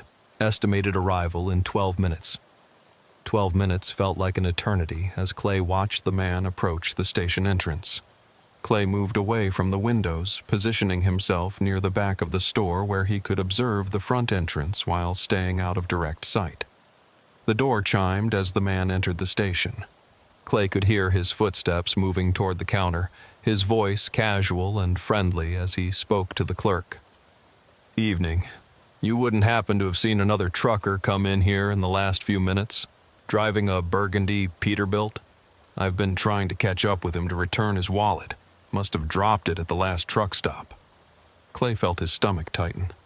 The story was plausible enough that the clerk might innocently reveal Clay's location, but Clay was certain that no wallet had been dropped and that the man's intentions were far from helpful. "Yeah, he's right back there using the phone," the clerk replied, pointing toward Clay's location.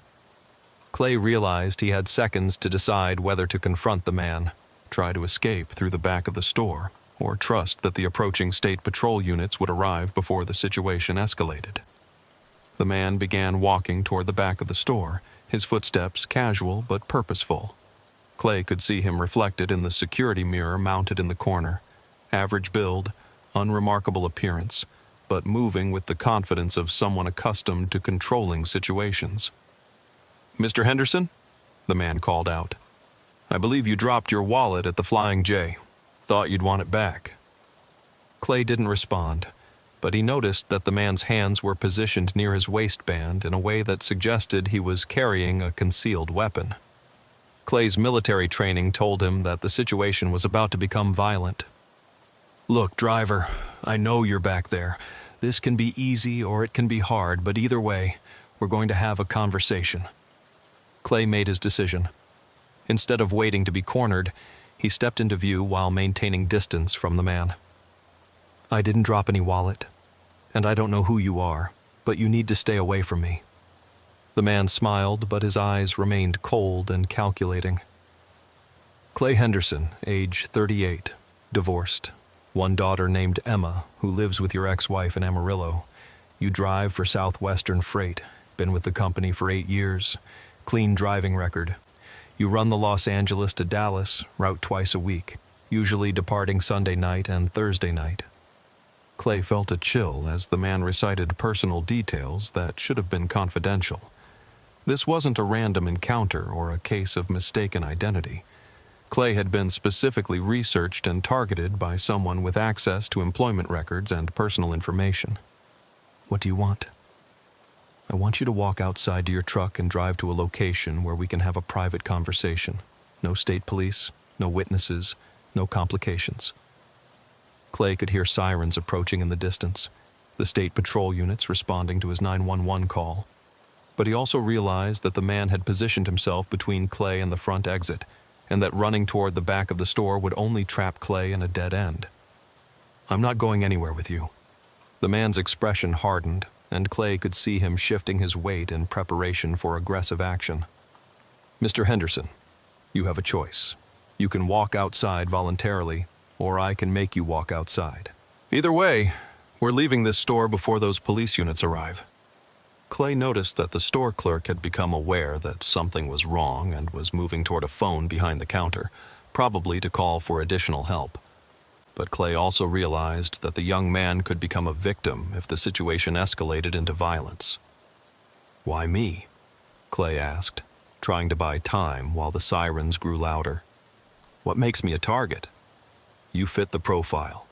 Solo driver, predictable routes, limited family connections that would generate immediate searches if you disappeared. You're exactly what we're looking for." The word disappeared confirmed Clay's worst fears about the man's intentions. This wasn't about robbery or cargo theft. It was about abduction, possibly murder. Clay was being hunted by someone who had developed criteria for selecting victims among long-haul truck drivers. Clay could now see the flashing lights of approaching police vehicles through the station windows. The cavalry was almost there, but Clay had to survive the next 60 seconds without being killed or taken hostage. The man apparently realized that his window of opportunity was closing. He reached under his jacket and produced a compact pistol, holding it low and close to his body so that it wouldn't be visible to the clerk or anyone outside the store. "Mr. Henderson, we're walking outside right now. If you make any noise or try to alert those police officers, I'll shoot you and anyone else in this store. Do you understand?"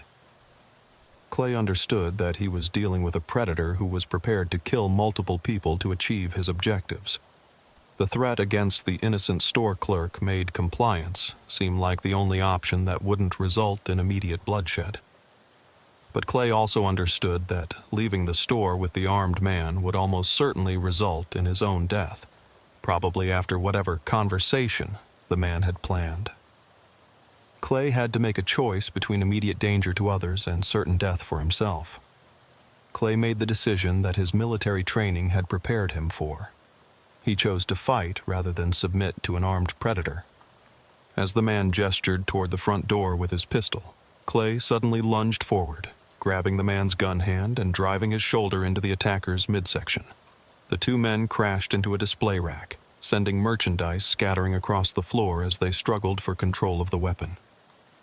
The store clerk shouted and dove behind the counter as the gun discharged twice, the shots echoing through the building and shattering bottles on the shelves. Clay maintained his grip on the attacker's wrist, using his superior size and weight to control the weapon while trying to disarm his opponent. The front door burst open as state patrol officers responded to the gunshots, their own weapons drawn and ready. "Police! Drop the weapon!" The attacker realized that his situation had become hopeless. Instead of surrendering, he made a final desperate attempt to complete his mission by turning the gun toward Clay's head at point-blank range. Clay twisted away from the barrel just as the weapon fired again, the bullet passing close enough to his skull that he could feel the heat and concussion of the muzzle blast. Clay's counterattack drove his elbow into the attacker's throat, stunning him long enough for the state patrol officers to move in and secure the weapon. Within seconds, the man was handcuffed and on the floor, while Clay found himself shaking from adrenaline and the realization of how close he had come to death. The store clerk emerged from behind the counter, wide-eyed but uninjured, while the police officers secured the scene and called for medical assistance. As Clay gave his statement to the investigating officers, he learned something that made his blood run cold. The man who had been hunting him was carrying identification for Dale Morrison, but a quick records check revealed that the real Dale Morrison had been reported missing 3 months earlier after disappearing from a truck stop in Arizona. Clay realized that his attacker was using the identity of a murdered truck driver, suggesting that Clay's encounter was part of a much larger pattern of crimes targeting commercial drivers. The man's knowledge of trucking operations, his familiarity with highway routes, and his ability to impersonate legitimate drivers all pointed to a systematic hunting operation that had probably been claiming victims for months or years. The arrested suspect refused to answer questions about his identity or motives, invoking his right to remain silent and requesting an attorney. But Clay noticed something disturbing during the booking process. The man showed no signs of stress or concern about his arrest. He appeared calm and confident, as if he expected to be released or rescued. Detective Maria Santos arrived at the scene at 5:30 a.m. to take over the investigation. Santos was a veteran investigator with the New Mexico State Police, and she immediately recognized the significance of Clay's encounter. "Mr. Henderson, you may have just helped us solve a series of disappearances that we've been investigating for over a year," Santos told Clay as they reviewed the incident.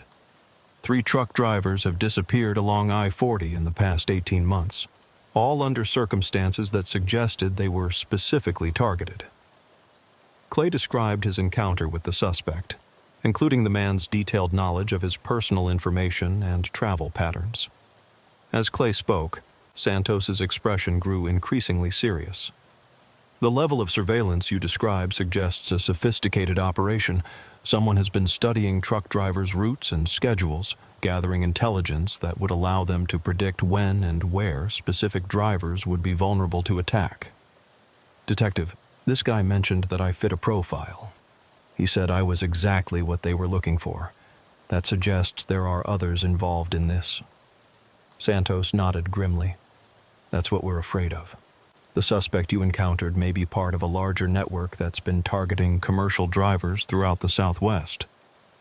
As Clay prepared to continue his journey to Dallas, he realized that his ordeal was far from over. If the suspect was part of an organized group, other members of the organization might try to retaliate against Clay for disrupting their operation. Clay's identity and involvement in the arrest would become part of the public record, making him a target for anyone connected to the network. Detective Santos provided Clay with contact information and security recommendations, but she also warned him that the investigation was likely to reveal information that would put Clay at continued risk. "Mr. Henderson, you've helped us capture one predator, but we don't know how many others are still out there. I strongly recommend that you vary your routes and schedules until we can determine the full scope of this operation." As Clay climbed back into his burgundy Peterbilt and prepared to continue eastbound on I-40, he understood that his life as a trucker had been permanently changed. The highways that had once represented freedom and independence now felt like hunting grounds where predators studied their prey and planned attacks with military precision. Clay had survived his encounter with one such predator, but the man's final words echoed in his mind. "You're exactly what we're looking for." The question that haunted Clay as he drove through the dawn light was whether other drivers who fit the same profile were still out there, unaware that they were being hunted by people who understood their routines, their vulnerabilities, and their isolation on America's highways. 3 weeks after his encounter with the fake Dale Morrison, Clay Henderson was back on Interstate 40, hauling automotive parts from Phoenix to Little Rock. Despite Detective Santos's warnings about varying his routes, Clay's mortgage payments and his daughter's school expenses demanded that he maintain his regular schedule. The economic reality of trucking meant that most drivers couldn't afford to avoid their most profitable routes, even when those routes had become hunting grounds for predators. Clay had made several modifications to his truck and procedures since the Vaughn incident. He'd installed a dash camera system that recorded continuously, upgraded his CB radio with recording capability, and programmed emergency numbers into speed dial on his cell phone. Most importantly, he'd changed his CB call sign and begun monitoring multiple channels simultaneously to detect anyone tracking his communications.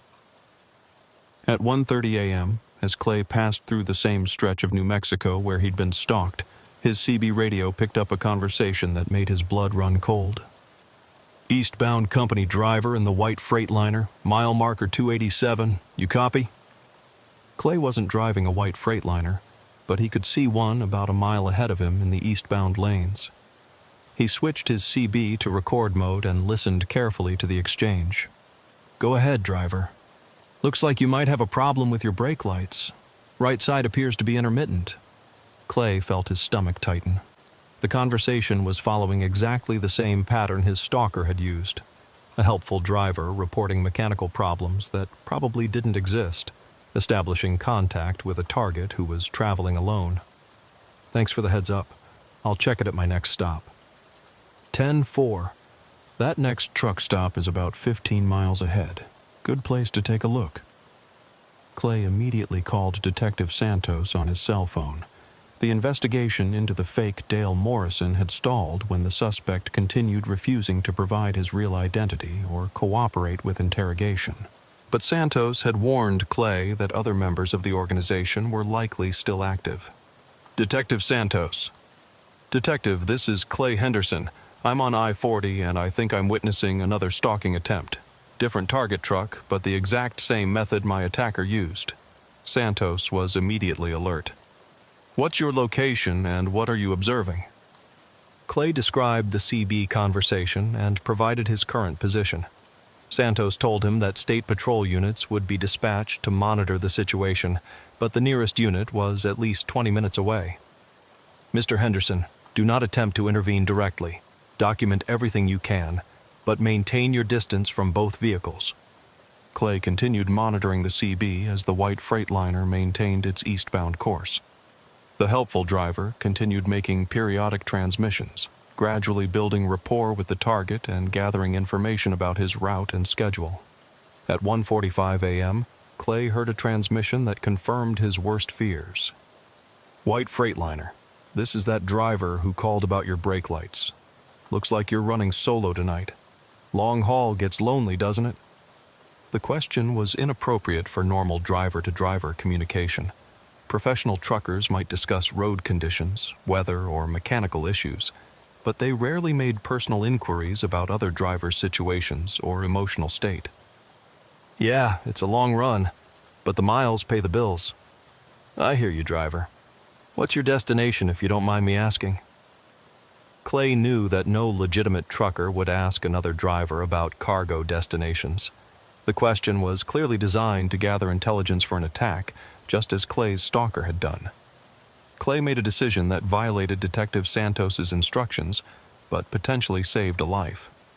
He switched to the CB channel where the conversation was taking place and interrupted the exchange. Break 19, break 19. White Freightliner eastbound near mile marker 290. This is another eastbound driver about 2 miles behind you. That driver asking about your destination isn't following normal CB protocol. Recommend you avoid providing personal information. Clay's transmission created an immediate change in the dynamic. The stalker's voice came back with obvious irritation. Driver, you need to stay out of other people's conversations. This is between me and the Freightliner. Clay recognized something disturbing in the stalker's response.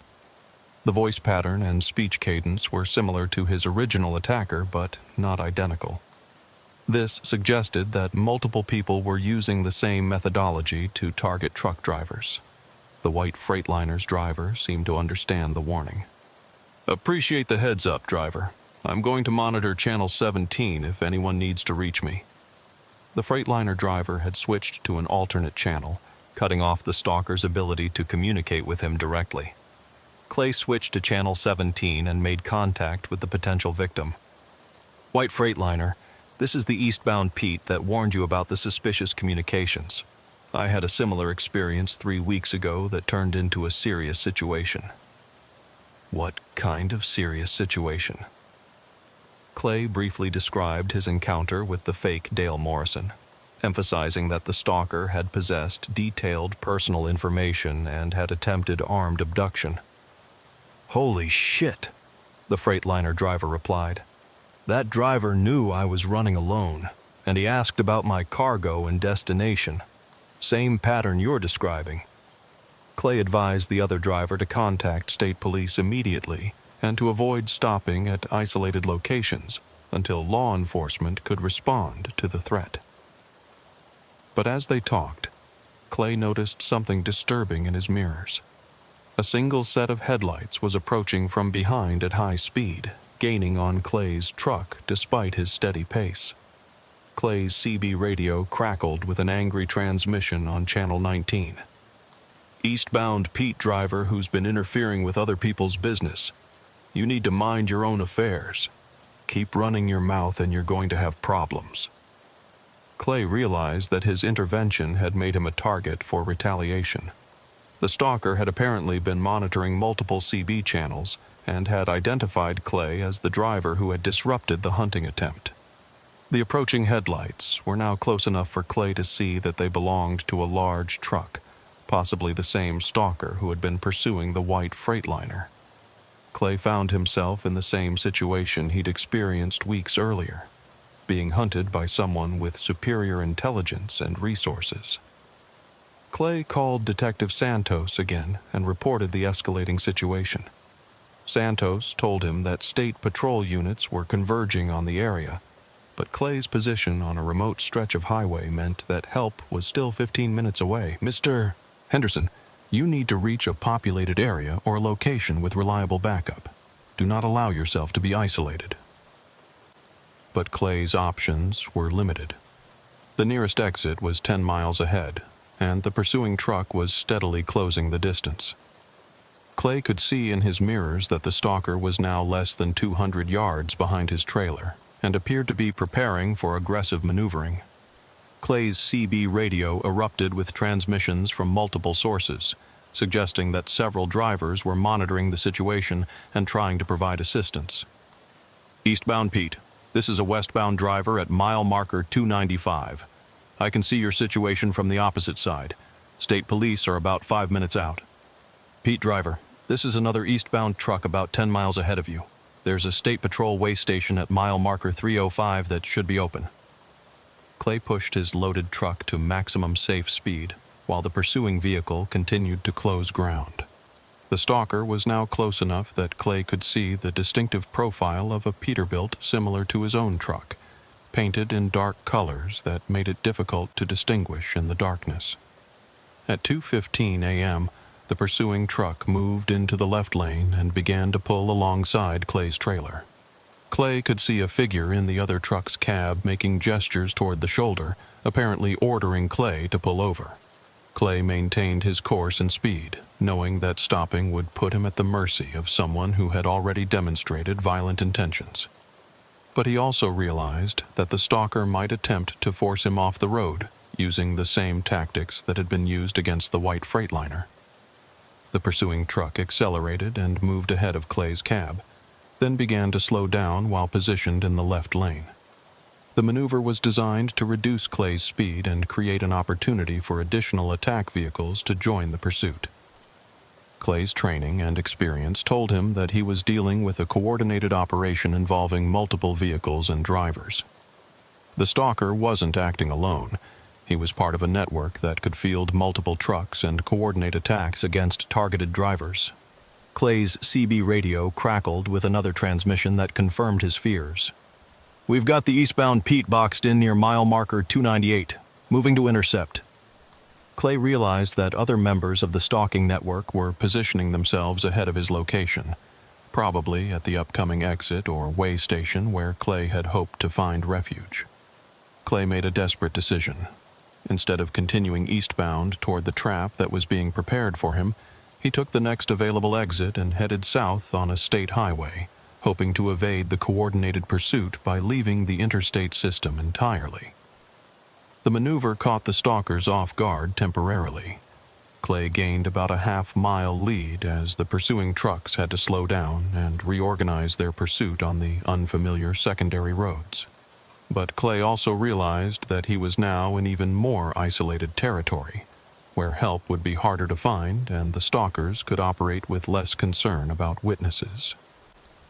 Over the next 20 minutes, Clay found himself in a high-speed chase through rural New Mexico, his heavily loaded truck struggling to maintain speed on winding roads, while multiple pursuing vehicles gradually closed the distance.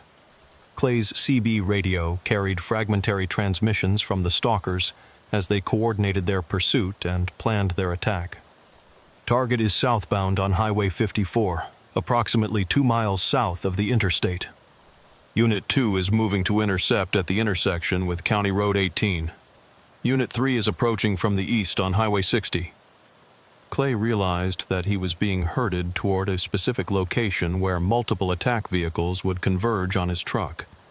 The stalkers had apparently scouted the local road network and identified choke points where a fleeing vehicle could be trapped and captured. Clay's only advantage was his intimate knowledge of truck handling and his determination to survive. But he was facing multiple opponents with superior local knowledge, better communications, and apparent experience in conducting coordinated vehicle pursuits. At 2:40 a.m., Clay crested a hill and saw something that gave him both hope and terror. The lights of a small town were visible ahead, promising the possibility of help and witnesses. But Clay could also see the headlights of trucks positioned at what appeared to be the main intersections leading into town. The stalkers had anticipated Clay's route and established blocking positions that would prevent him from reaching potential refuge. Clay was being driven into a trap that had been carefully prepared by people who understood both the terrain and their prey's likely behavior. Clay's CB radio crackled with a final transmission from the lead stalker. "End of the road, driver. Time to have that conversation we've been trying to arrange." Clay realized that he had reached the moment when his survival would depend on whatever resources and skills he could bring to bear against a network of predators who had been refining their hunting methods for months or years. The question was whether Clay Henderson possessed the knowledge and determination to defeat an organization that had apparently never failed to capture their intended prey. Clay's burgundy Peterbilt approached the small town of Carrizozo at 2:45 a.m., with 3 sets of headlights converging on his position from different directions. The stalkers had coordinated their pursuit with military precision, using their knowledge of local roads to establish a perimeter that would trap Clay regardless of which route he chose to escape. But Clay had one advantage that the stalkers hadn't anticipated. His military police training had included tactical driving and evasion techniques designed for situations where conventional law enforcement backup was unavailable.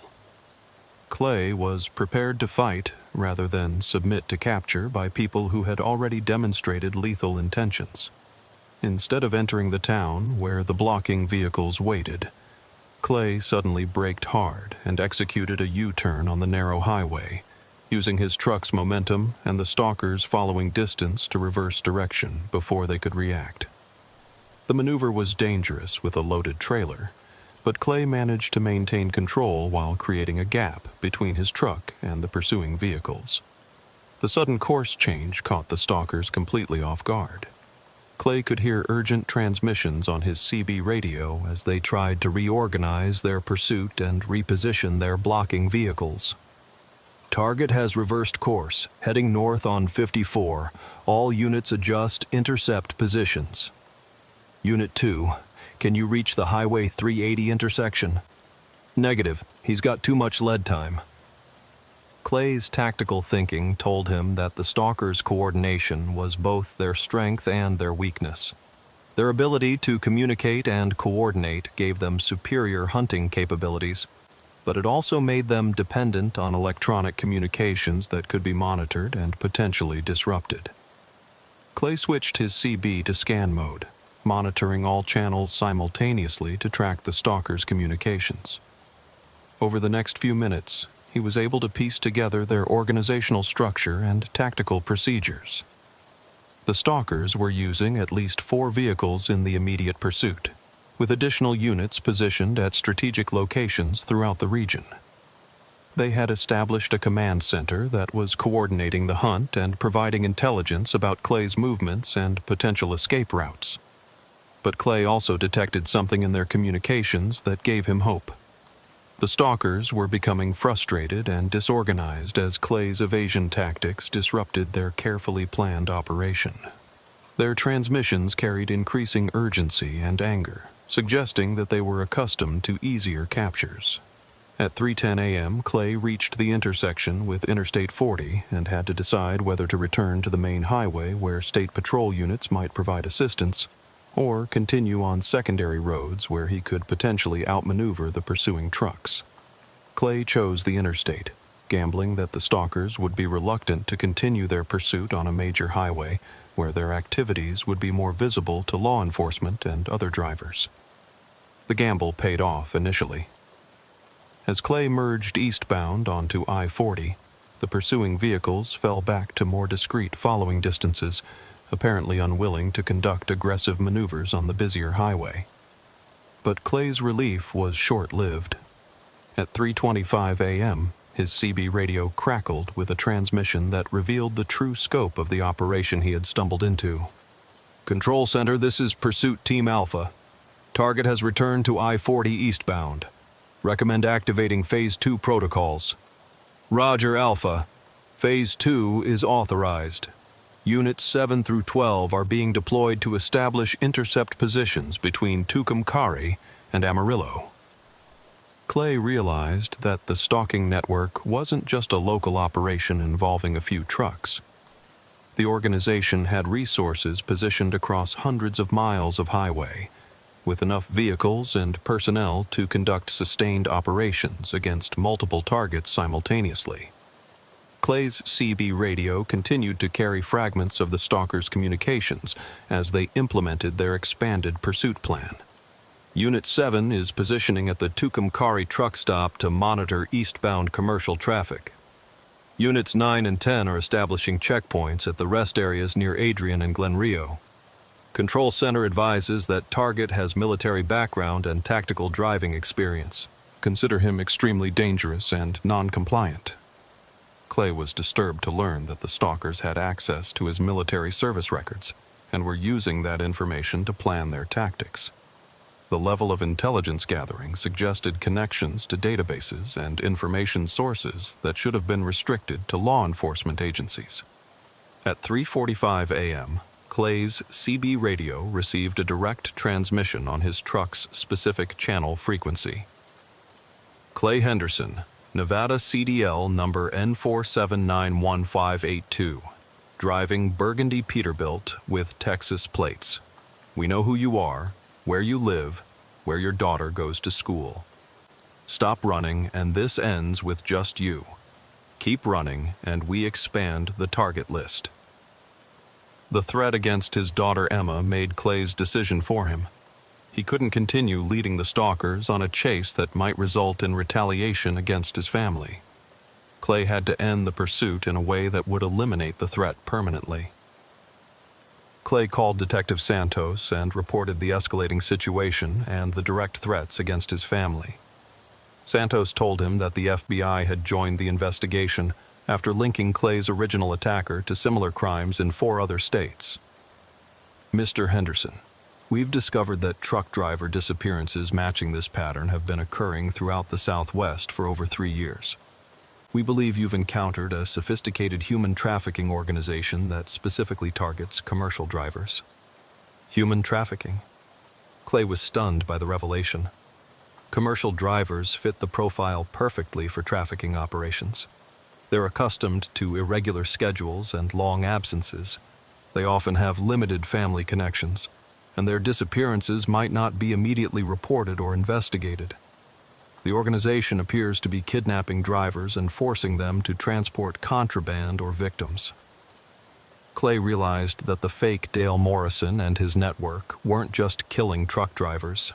They were enslaving them, using their knowledge and credentials to move illegal cargo across the country, while the original drivers remained captive or were eliminated when they were no longer useful.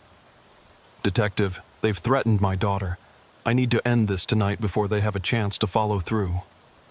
Santos understood Clay's position, but she also warned him that the FBI was still gathering intelligence on the scope of the trafficking network. "Mr. Henderson, we don't know how many people are involved or what resources they have. You can't take on this organization alone." But Clay had already made his decision. He would use the stalkers' own tactics against them, drawing them into a confrontation where their superior numbers and coordination would be neutralized by terrain and tactical positioning. Clay took the exit at Tucumcari and headed north on Highway 104, leading the pursuing vehicles toward Conchas Lake, a remote recreational area where the road network was limited and escape routes were few. If Clay could force a confrontation in terrain that favored defensive positions over mobile tactics, he might be able to level the playing field. The stalkers followed him off the interstate, apparently convinced that Clay was simply trying another evasion route. Their CB communications indicated confidence that they could trap Clay in the dead-end roads around the lake area. Target is heading toward Conscious Lake. Limited exit routes available. All units move to blocking positions. Clay drove to the boat launch area at the lake and parked his truck facing the water with his back against the shoreline. The position eliminated the stalkers' ability to surround his truck, forcing them to approach from a limited number of directions where Clay could observe their movements. As Clay waited for the confrontation, he used his CB radio to broadcast a continuous transmission describing his location and the threats he was facing. The transmission was being recorded on multiple channels and would provide evidence of what happened regardless of the outcome. This is Clay Henderson, CDL number N47915882. I'm at Conscious Lake, New Mexico, being pursued by members of a human trafficking organization that has been kidnapping truck drivers throughout the Southwest. If something happens to me, the FBI needs to investigate this network and protect my daughter, Emma Henderson, in Amarillo, Texas. At 4:20 a.m., the first stalker vehicles appeared at the boat launch, their headlights illuminating Clay's truck and the surrounding area. Clay counted at least 6 trucks positioned to prevent his escape, with additional vehicles probably stationed on the access roads. Clay's CB radio crackled with a final transmission from the lead stalker.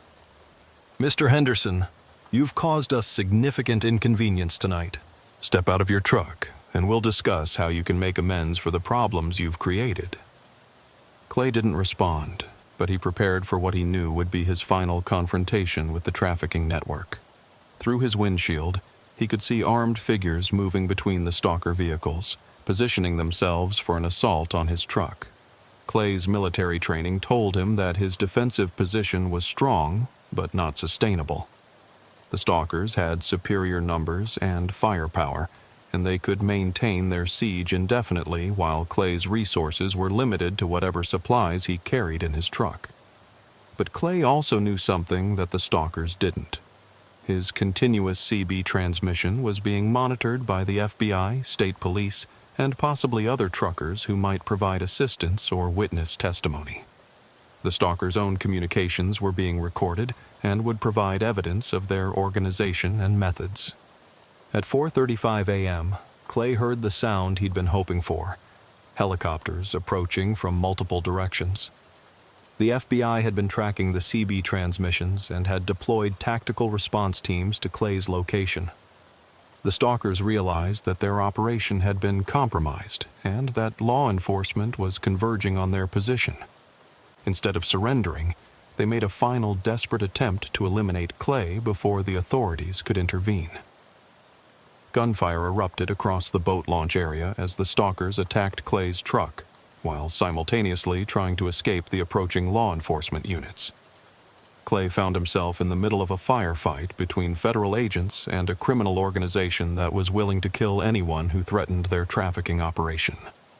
The battle lasted 15 minutes and resulted in the deaths of 3 stalkers, the capture of 7 others, and the recovery of evidence that would eventually lead to the dismantling of a human trafficking network that had been operating across 6 states. But for Clay Henderson, the victory came at a terrible cost. During the firefight, one of the stalkers had managed to plant an explosive device under Clay's fuel tank. The device detonated as FBI agents were securing the area, destroying Clay's truck and seriously injuring 2 federal agents. Clay survived the explosion, but his injuries ended his career as a commercial driver. More disturbing was the discovery that the trafficking network had backup plans for eliminating witnesses and their families. Despite the arrests at Conscious Lake, other members of the organization remained active and focused on retaliation. 6 months after the confrontation, Clay was living under federal protection while the FBI continued investigating the scope of the trafficking network. The organization had been using kidnapped truck drivers to transport victims and contraband across the country, with a sophisticated command structure that included corrupt law enforcement officers, DMV employees, and trucking company insiders. The fake Dale Morrison had been one of at least 12 stalkers who specialized in identifying and capturing target drivers. The network had been responsible for over 40 disappearances of commercial drivers across the Southwest, with most victims either killed after their usefulness ended or held in captivity at remote facilities where they were forced to participate in trafficking operations. Clay's daughter Emma was relocated to a secure facility while the FBI dismantled the remaining cells of the organization. But Clay knew that the network's reach had been so extensive that complete elimination might be impossible. Late at night, Clay would sometimes monitor CB radio channels, listening to the conversations between drivers who continued to travel the highways where he'd once made his living. Occasionally, he would hear exchanges that reminded him of his own encounter with the stalkers. Helpful drivers reporting mechanical problems, asking about destinations, building rapport with potential victims. Each time, Clay would switch to those channels and broadcast warnings about the trafficking network, describing the tactics used by the stalkers and urging drivers to report suspicious contacts to law enforcement. Some drivers listened to his warnings.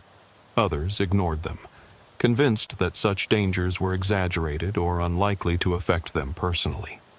Clay Henderson had survived his encounter with the highway predators, but he knew that the threat continued for thousands of truck drivers who traveled America's highways alone, unaware that their routines and isolation made them perfect targets for people who understood the transportation industry well enough to exploit it. The CB radio frequencies that had once carried friendly conversations between professional drivers now carried the potential for contact with predators who used that same communication system to identify and track their prey. For Clay, the static between stations had become the sound of a hunting ground where the next victim was always just one transmission away.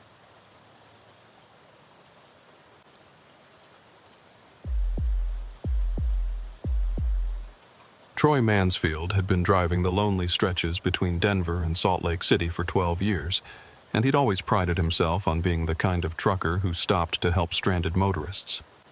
At 41, the stocky driver with graying temples had pulled over countless times to assist broken-down cars, provide jumper cables, or call for help when people found themselves in trouble on America's remote highways. It was part of the unwritten code among professional drivers: help when you can, because someday you might need help yourself.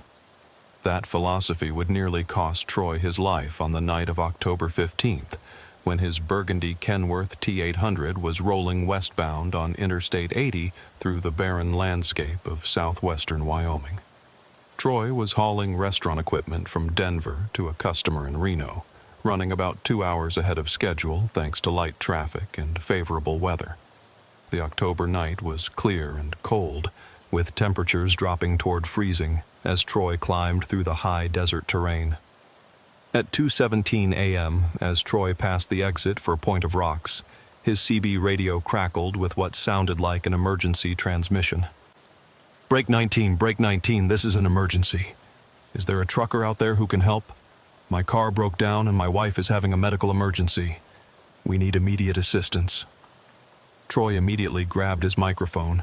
After 12 years on the road, he'd responded to dozens of genuine emergency calls, helping stranded families, accident victims, and travelers who found themselves in dangerous situations far from help. Go ahead with your emergency. This is an eastbound. Troy caught his mistake. This is a westbound trucker at mile marker 89. What's your situation? Thank God, somebody answered. My name is Frank. My wife and I are broken down on the side of I-80 at mile marker 91. She's diabetic and she's going into shock. I don't have cell coverage and I can't get the car started. Can you please help us? Troy checked his position. Mile marker 91 was about 2 miles ahead of his current location. He could see a few scattered lights in the distance that might indicate a vehicle on the shoulder. I'm about 2 minutes from your location. I'll pull over and see what I can do. Do you need me to call for medical assistance? Yes, please. She needs help fast. We're in a blue sedan on the right shoulder. Hazard lights are on. Troy pressed down slightly on his accelerator, closing the distance to the stranded motorists while reaching for his cell phone to call 911. Wyoming's wide-open spaces often had spotty cell coverage, but emergency calls usually got through even when regular service was weak. As Troy approached mile marker 91, he could indeed see a blue sedan parked on the shoulder with its hazard lights blinking. The vehicle appeared to be a mid-size car, possibly a Honda or Toyota, with what looked like two people inside. Troy began slowing his loaded truck, preparing to pull over behind the disabled vehicle. Troy's cell phone showed no signal bars, which wasn't unusual in this remote area. He would have to use his CB radio to contact emergency services through a relay with other truckers, or drive to the next truck stop to use a landline. Troy activated his hazard lights and brought his Kenworth to a stop about 50 yards behind the blue sedan, positioning his truck to provide protection for the disabled vehicle in case other traffic approached. The technique was standard among professional drivers. Use the truck as a shield while providing assistance to smaller vehicles. As Troy climbed down from his cab, he could see two figures in the sedan. The passenger appeared to be slumped over, which was consistent with a medical emergency. The driver was waving at Troy, apparently relieved that help had arrived. Troy grabbed his emergency kit from behind his seat, which contained basic first aid supplies, jumper cables, and emergency flares. As he walked toward the sedan, the driver got out to meet him. "Thank God you stopped," the man said. He appeared to be in his 50s, wearing jeans and a flannel shirt with the kind of worn appearance that suggested he might be a rancher or outdoor worker. "My wife Sarah collapsed about 20 minutes ago. I think it's her diabetes, but I can't be sure." Troy approached the passenger side of the sedan to assess the woman's condition. She was indeed unconscious, slumped against the passenger door with her head tilted back. Her breathing appeared shallow, and her skin had a pale, clammy appearance that could indicate a diabetic emergency. "Sir, I need to get medical help for your wife immediately," Troy said. "My cell phone isn't getting service here, but I can drive to the next truck stop and call for an ambulance." "Is there anything you can do for her right now?" "I'm afraid she might not make it if we wait for you to drive somewhere and call." Troy had basic first aid training, but diabetic emergencies required specific medical intervention that was beyond his capabilities. However, he also understood the man's desperation and fear for his wife's life. "Let me check her pulse and breathing, then we'll decide the best course of action." Troy opened the passenger door and gently checked the woman's vital signs. Her pulse was weak but steady, and her breathing was shallow but regular. Without blood sugar testing equipment or emergency medications, there wasn't much Troy could do except monitor her condition and get professional medical help as quickly as possible. "We need to get her to a hospital," Troy told the husband. "I can drive you both to the nearest emergency room, or I can go call for an ambulance. Either way, we need to act fast." "Could you drive us? I don't think she can wait for an ambulance to get all the way out here." Troy hesitated. Loading an unconscious person into his truck cab would be difficult and potentially dangerous if her condition worsened during transport. But he also understood that in remote areas, ambulance response times could be an hour or more, which might be too long for a serious diabetic emergency. "All right, let's get her into my truck. But we need to be very careful moving her." As Troy and the husband worked to lift the unconscious woman from the sedan, Troy noticed something that struck him as odd. Despite her apparent medical emergency, the woman was wearing a full face of makeup and her hair was carefully styled. Most people experiencing diabetic shock would show signs of distress, sweating, and dishevelment that would disturb their appearance. Troy dismissed his observation as irrelevant. People reacted differently to medical emergencies, and the woman might have been dressed up for an evening out when the emergency occurred. With considerable effort, Troy and the husband managed to get the woman into the passenger seat of Troy's truck cab. The husband climbed into the sleeper berth area, positioning himself to monitor his wife's condition during the drive. "The nearest hospital is in Rock Springs," Troy said as he started his truck. "That's about 40 miles, so it'll take us roughly 45 minutes with this load." Whatever you can do. I just can't lose her. Troy pulled his truck back onto Interstate 80 and began the drive toward Rock Springs, pushing his speed as much as safety would allow with a heavy load. As he drove, Troy kept glancing at the woman to monitor her condition. Her breathing remained shallow but steady, and she showed no signs of improvement or deterioration. About 10 minutes into the drive, Troy noticed something else that bothered him. The woman's clothes were clean and fresh-looking, without the wrinkles or dishevelment that would normally result from collapsing in a car and being moved multiple times. Her purse was neatly positioned beside her, and her jewelry appeared to be expensive and carefully arranged. Troy began to wonder if he was seeing the real signs of a diabetic emergency, or if something else was happening that he didn't understand. "Sir, has your wife been diabetic for a long time?" Troy asked the husband. "About 10 years. She usually manages it pretty well, but sometimes she has episodes like this." "Does she carry emergency medication, glucose tablets, or an insulin kit?" There was a brief pause before the husband answered. "She left her kit at home tonight. That's part of the problem." Troy's first aid training told him that experienced diabetics rarely traveled without emergency supplies, especially on long drives through remote areas. The husband's explanation was possible, but it added to Troy's growing sense that something about the situation wasn't quite right. As Troy continued driving toward Rock Springs, he decided to test his suspicions by asking more specific questions about the woman's medical history and emergency care needs. If this was a genuine diabetic emergency, the husband should be able to provide detailed information about his wife's condition and treatment requirements. "What type of insulin does your wife use, and when did she last eat?" Again, there was a pause before the husband answered. "She uses the regular kind, and she had dinner around 6 o'clock. Troy's uneasiness increased. People who lived with diabetic spouses for years typically knew specific medication names, dosages, and detailed management procedures. The husband's vague answers suggested he might not be as familiar with diabetes care as he claimed. Troy glanced in his rearview mirror and noticed that the husband was no longer focused on monitoring his wife's condition. Instead, he appeared to be studying the interior of Troy's truck cab, paying particular attention to the communications equipment and control systems. "Sir, are you all right back there?" "Just worried about Sarah. How much farther to the hospital?" "About 25 miles. Her breathing seems stable, which is a good sign." Troy decided to conduct one more test of the situation.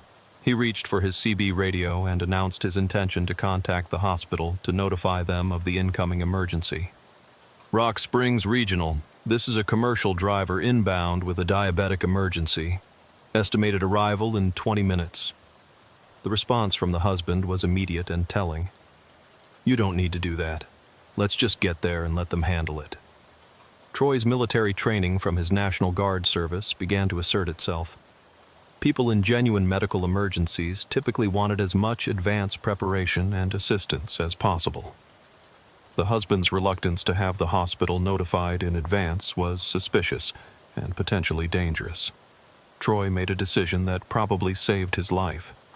Instead of continuing toward Rock Springs, he took the next exit and headed toward a well-lit truck stop that he knew had 24-hour services and security cameras. "Where are you going?" the husband asked, his voice carrying a new edge of tension. "There's a truck stop here with an EMT station. They can provide immediate care while we wait for an ambulance." "No, we need to go to the hospital. Keep driving." The husband's tone had shifted from desperate gratitude to something more controlling and demanding. Troy's instincts told him that he was no longer dealing with a grateful family member, but with someone who had a specific agenda that didn't necessarily involve getting medical care for the unconscious woman. Troy pulled into the brightly lit truck stop parking lot and positioned his truck near the main entrance where security cameras and witnesses would be available. As he shut down his engine, he noticed that the unconscious woman was showing signs of increased alertness, as if she was beginning to wake up from whatever had caused her condition. "Sir, we're at the truck stop. Let's get your wife inside where they can help her." But as Troy prepared to climb down from his cab, he heard a sound that changed everything about the situation. The distinctive click of a firearm being cocked, coming from the direction of the sleeper berth where the husband was positioned. "Mr. Mansfield," the husband said, his voice now cold and professional. "You're going to shut off your radio, start your truck, and drive where I tell you to go. And you're going to do it right now." Troy realized that his good intentions had led him into a carefully planned trap, and that the medical emergency had been designed to lure him into a situation where he could be controlled and potentially kidnapped by people who understood how to exploit truckers' willingness to help stranded motorists. The question now was whether Troy's decision to stop at the truck stop had given him enough advantages to escape from what was clearly a well-organized criminal operation. Troy's hands froze on the steering wheel as he processed the reality of his situation. The medical emergency had been an elaborate deception designed to get him to stop his truck and place himself at the mercy of armed criminals who had studied trucker psychology well enough to exploit their most admirable qualities. "Who are you people?" Troy asked, his voice steady despite the adrenaline coursing through his system. "People who need your truck and your cooperation," the armed man replied. "The woman beside you is going to wake up in about 30 seconds, and when she does, you're going to follow our instructions exactly. No radio calls, no attempts to signal for help, no heroics." Troy glanced at the woman, who was indeed beginning to stir, as if awakening from sedation rather than recovering from a diabetic coma. Her movements were too controlled and coordinated for someone emerging from a genuine medical emergency. "Start the truck, Mr. Mansfield. We have a delivery to make, and you're going to help us complete it." Troy realized that he was being kidnapped for the purpose of using his truck and possibly his identity to transport something illegal. The criminals had specifically targeted a commercial driver because trucks could carry large loads with minimal scrutiny, and professional drivers had the credentials and knowledge needed to move cargo across state lines. Troy's military training told him that his best opportunity to escape would come during the next few minutes, while they were still in the well-lit truck stop where witnesses and security cameras might provide protection. Once he was forced to drive to an isolated location, his chances of survival would diminish significantly. "I need to do my pre-trip inspection," Troy said, knowing that federal regulations required commercial drivers to inspect their vehicles before driving. DOT requires it, and if we get stopped by law enforcement, they'll want to see the inspection log. The armed man considered this for a moment. "You've got 2 minutes. The woman will stay in the truck with me. If you try anything stupid, she gets hurt first, then you." Troy understood the threat, but he also recognized that the criminals were allowing him to leave the truck cab, which might provide opportunities they hadn't anticipated. As Troy climbed down from his Kenworth, he noted the positions of security cameras, other vehicles, and potential witnesses in the truck stop parking lot. The facility was busy even at 3 a.m., with several other trucks parked nearby and drivers moving between their rigs and the main building. Troy began his pre-trip inspection, walking around his truck while checking lights, tires, and mechanical systems. The procedure was routine for professional drivers, but Troy was using it to assess his tactical situation and identify potential escape routes. As Troy inspected his trailer, he noticed something disturbing. The rear doors showed signs of recent tampering, with scratches around the lock mechanism that suggested someone had gained access to his cargo area during his stop to help the stranded motorists. Troy opened the trailer doors and discovered that his load of restaurant equipment had been supplemented with additional cargo, unmarked wooden crates that hadn't been there when he'd loaded in Denver. The crates were heavy, secured with professional-grade strapping, and marked only with coded numbers that provided no indication of their contents. Troy realized that the fake medical emergency had been designed not just to kidnap him, but to use his truck as cover for transporting whatever was concealed in those crates. The criminals had access to his cargo manifest, his route information, and his truck while it was stopped on the highway. Troy's inspection of the crates was interrupted by the sound of his truck's air horn, a signal from the criminals that his time was up. As Troy closed the trailer doors and returned to his cab, he understood that he was now part of a criminal operation, whether he cooperated or not. The woman was fully conscious now, sitting upright in the passenger seat with none of the disorientation that would accompany recovery from a genuine medical emergency. She was attractive, probably in her 30s, with the kind of professional appearance that would make her seem credible as a stranded motorist. "Mr. Mansfield," she said as Troy climbed into the driver's seat, "I want you to understand that we've researched you thoroughly. We know about your ex-wife Linda, your son Jason, who's a sophomore at Colorado State, and your mortgage payment that's been late 3 times in the past year." The personal details were designed to demonstrate that the criminals had extensive information about Troy's life and could potentially target his family for retaliation if he didn't cooperate. "We also know that you've been making this Denver to Reno run twice a month for the past 3 years, that you always stop at the same truck stops, and that you have a reputation for helping stranded motorists. That's what made you perfect for our purposes." Troy started his truck and prepared to pull out of the parking lot, but he was also considering his options for resistance or escape. The criminals were confident and well organized, but they were also operating in unfamiliar territory where Troy had advantages they might not expect. "Where am I supposed to drive?" Troy asked. The woman produced a GPS device and set it on the dashboard. "Follow this route exactly. No deviations, no unscheduled stops, no attempts to contact law enforcement." Troy looked at the GPS display and saw that the route led north from the truck stop, away from the interstate and toward remote areas where help would be difficult to find. The destination appeared to be a location in the mountains of southern Montana, nearly 300 miles away. "What's in those crates in my trailer?" "Nothing that concerns you, Mr. Mansfield. Your job is to drive the truck and follow instructions. As long as you do that, you'll live through this experience." As Troy pulled out of the truck stop and followed the GPS route north on Highway 191, he tried to process the full scope of the operation he'd been drawn into. The criminals had conducted detailed surveillance of his routes and habits, gained access to his truck and cargo, and developed a deception sophisticated enough to exploit his willingness to help people in distress.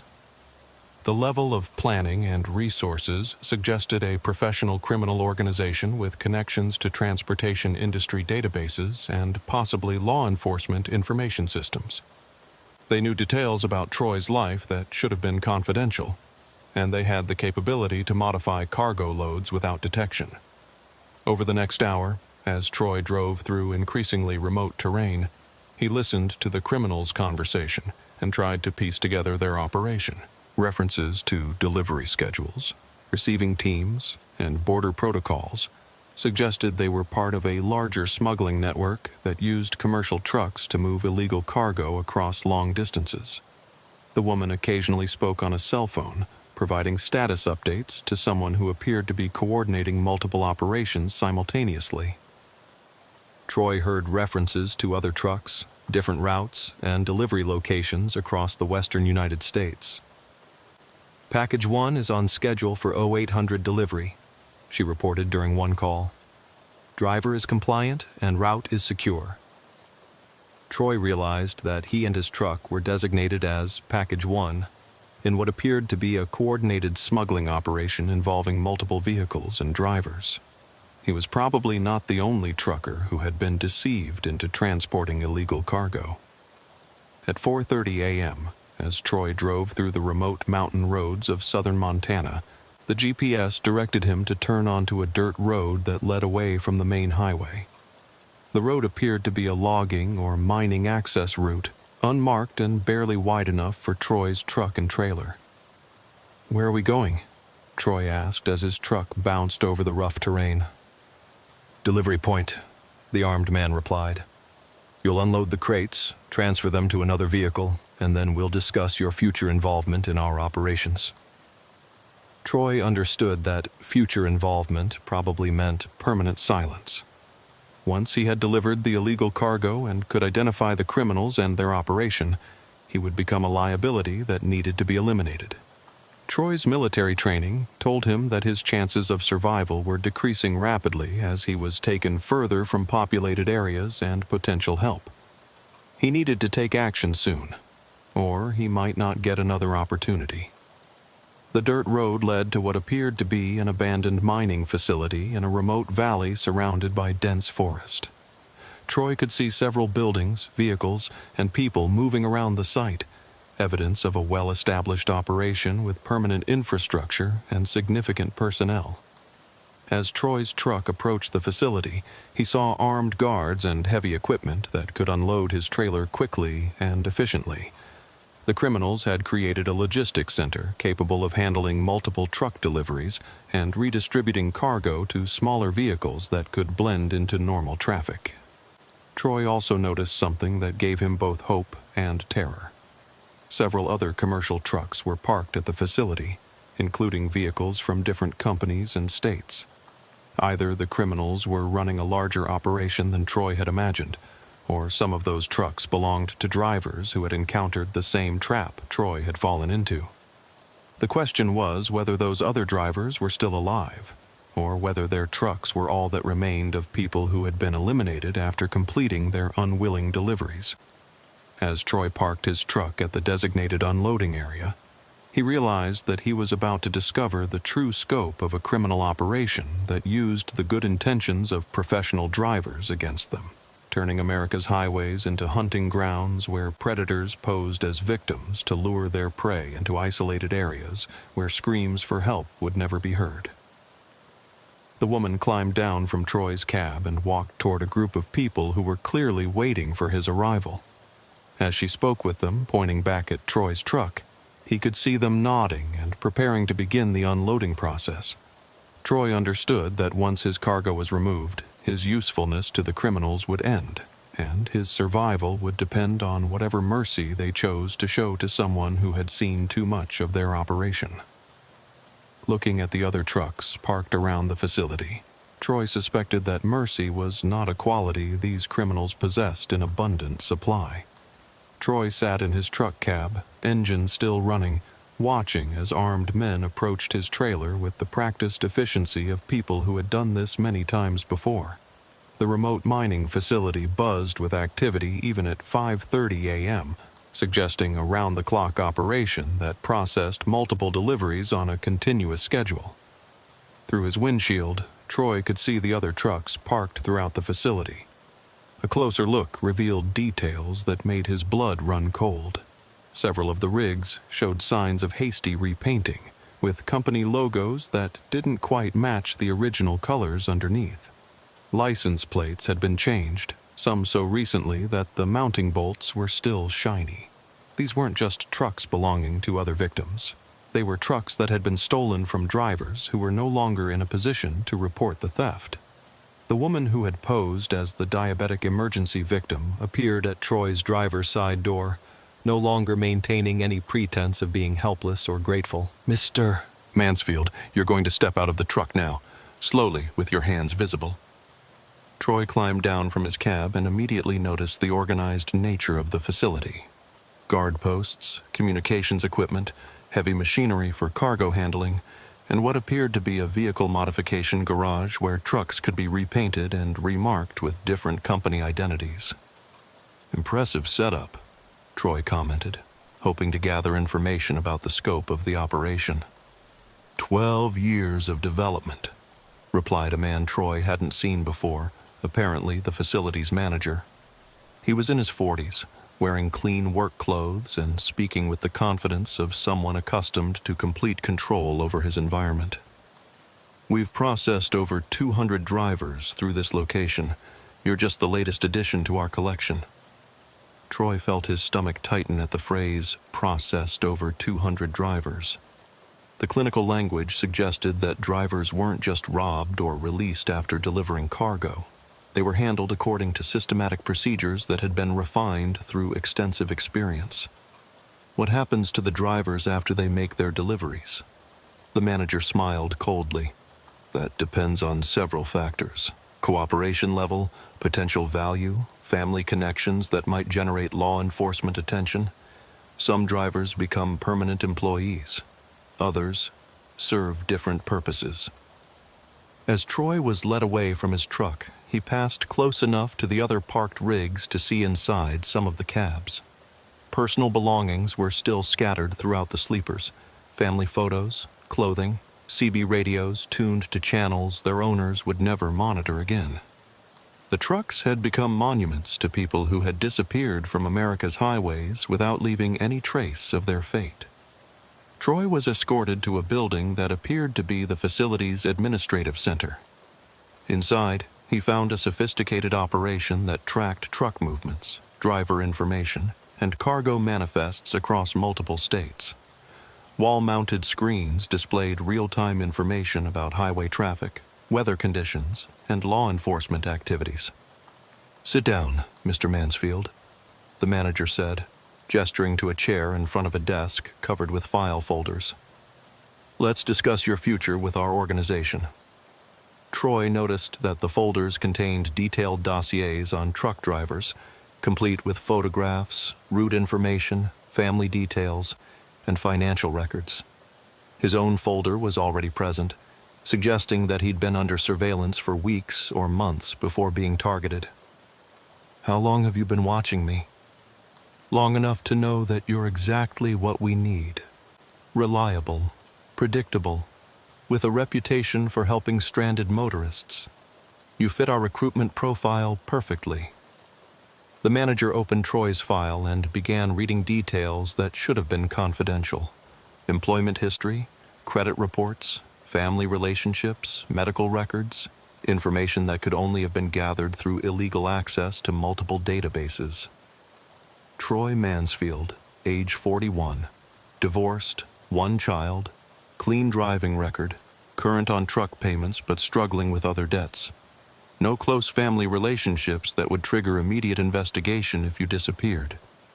Perfect candidate for our driver training program. Troy realized that the criminals weren't just stealing cargo or trucks. They were specifically targeting drivers who could be forced to work for their organization without generating immediate law enforcement attention. "What kind of training program?"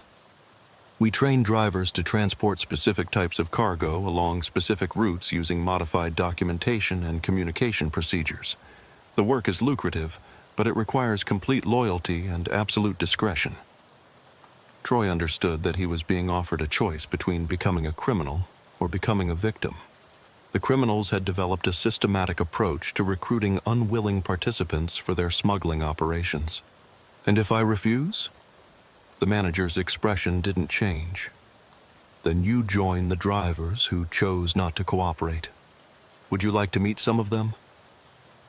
Before Troy could respond, he was led through a door at the back of the building and down a set of concrete steps into what appeared to be a basement or underground facility. The temperature was noticeably cooler, and the air carried the smell of dampness and something else Troy couldn't identify. The basement contained a row of cells constructed from chain-link fencing and concrete blocks. Most appeared to be empty, but Troy could see figures in several of the enclosures, people wearing the clothing and having the appearance of truck drivers. "Gentlemen," the manager called out, "I'd like you to meet Troy Mansfield, our newest candidate.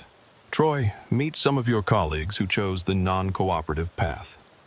Troy approached the nearest cell and found himself face to face with a man who appeared to be in his 50s, wearing a faded company uniform and showing signs of prolonged captivity. "How long have you been here?" Troy asked quietly. 8 months, the man replied. "Name's Curtis Webb. I was hauling furniture from Phoenix to Denver when they got me with the same fake emergency call you probably fell for."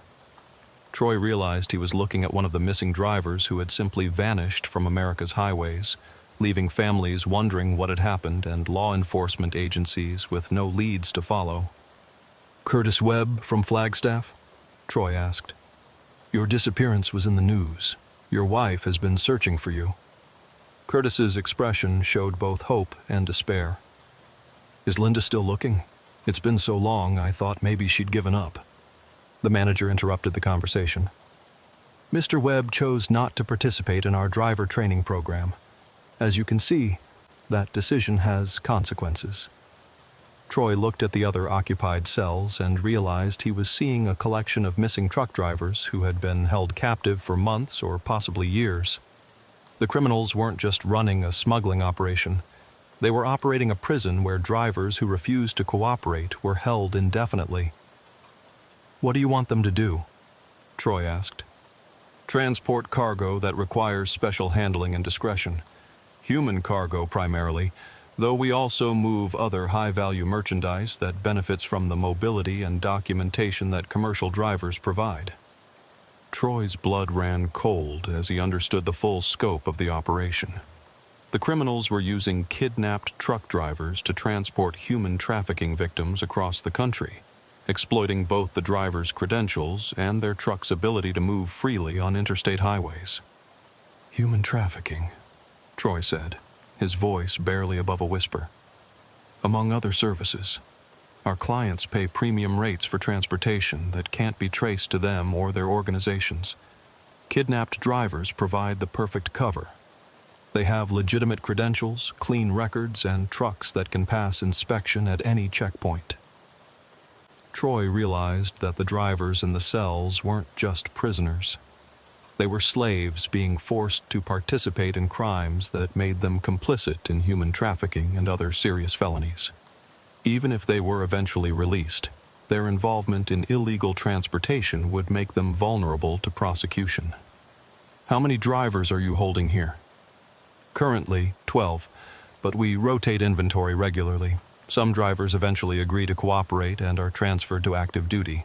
Others serve their purpose in different ways."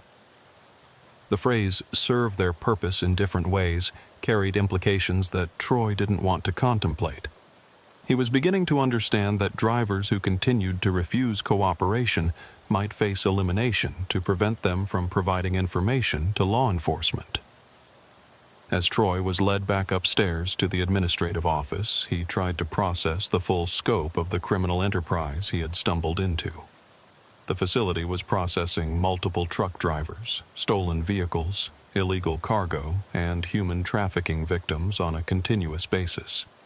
The operation had the resources and organization of a major business, with systematic procedures for recruiting unwilling participants and eliminating potential witnesses. "Mr. Mansfield," the manager said as they returned to his office, "you have a choice to make. You can join our active driver program and earn substantial compensation for transporting specialized cargo, or you can join your colleagues in the basement and hope that your situation eventually improves." Troy understood that cooperation would make him complicit in human trafficking and other serious crimes, while refusal would likely result in prolonged captivity or death. Neither option offered a future he could accept. "I need time to think about this." "Of course. You'll have plenty of time in your new accommodations downstairs. When you're ready to discuss cooperation, just let the guards know."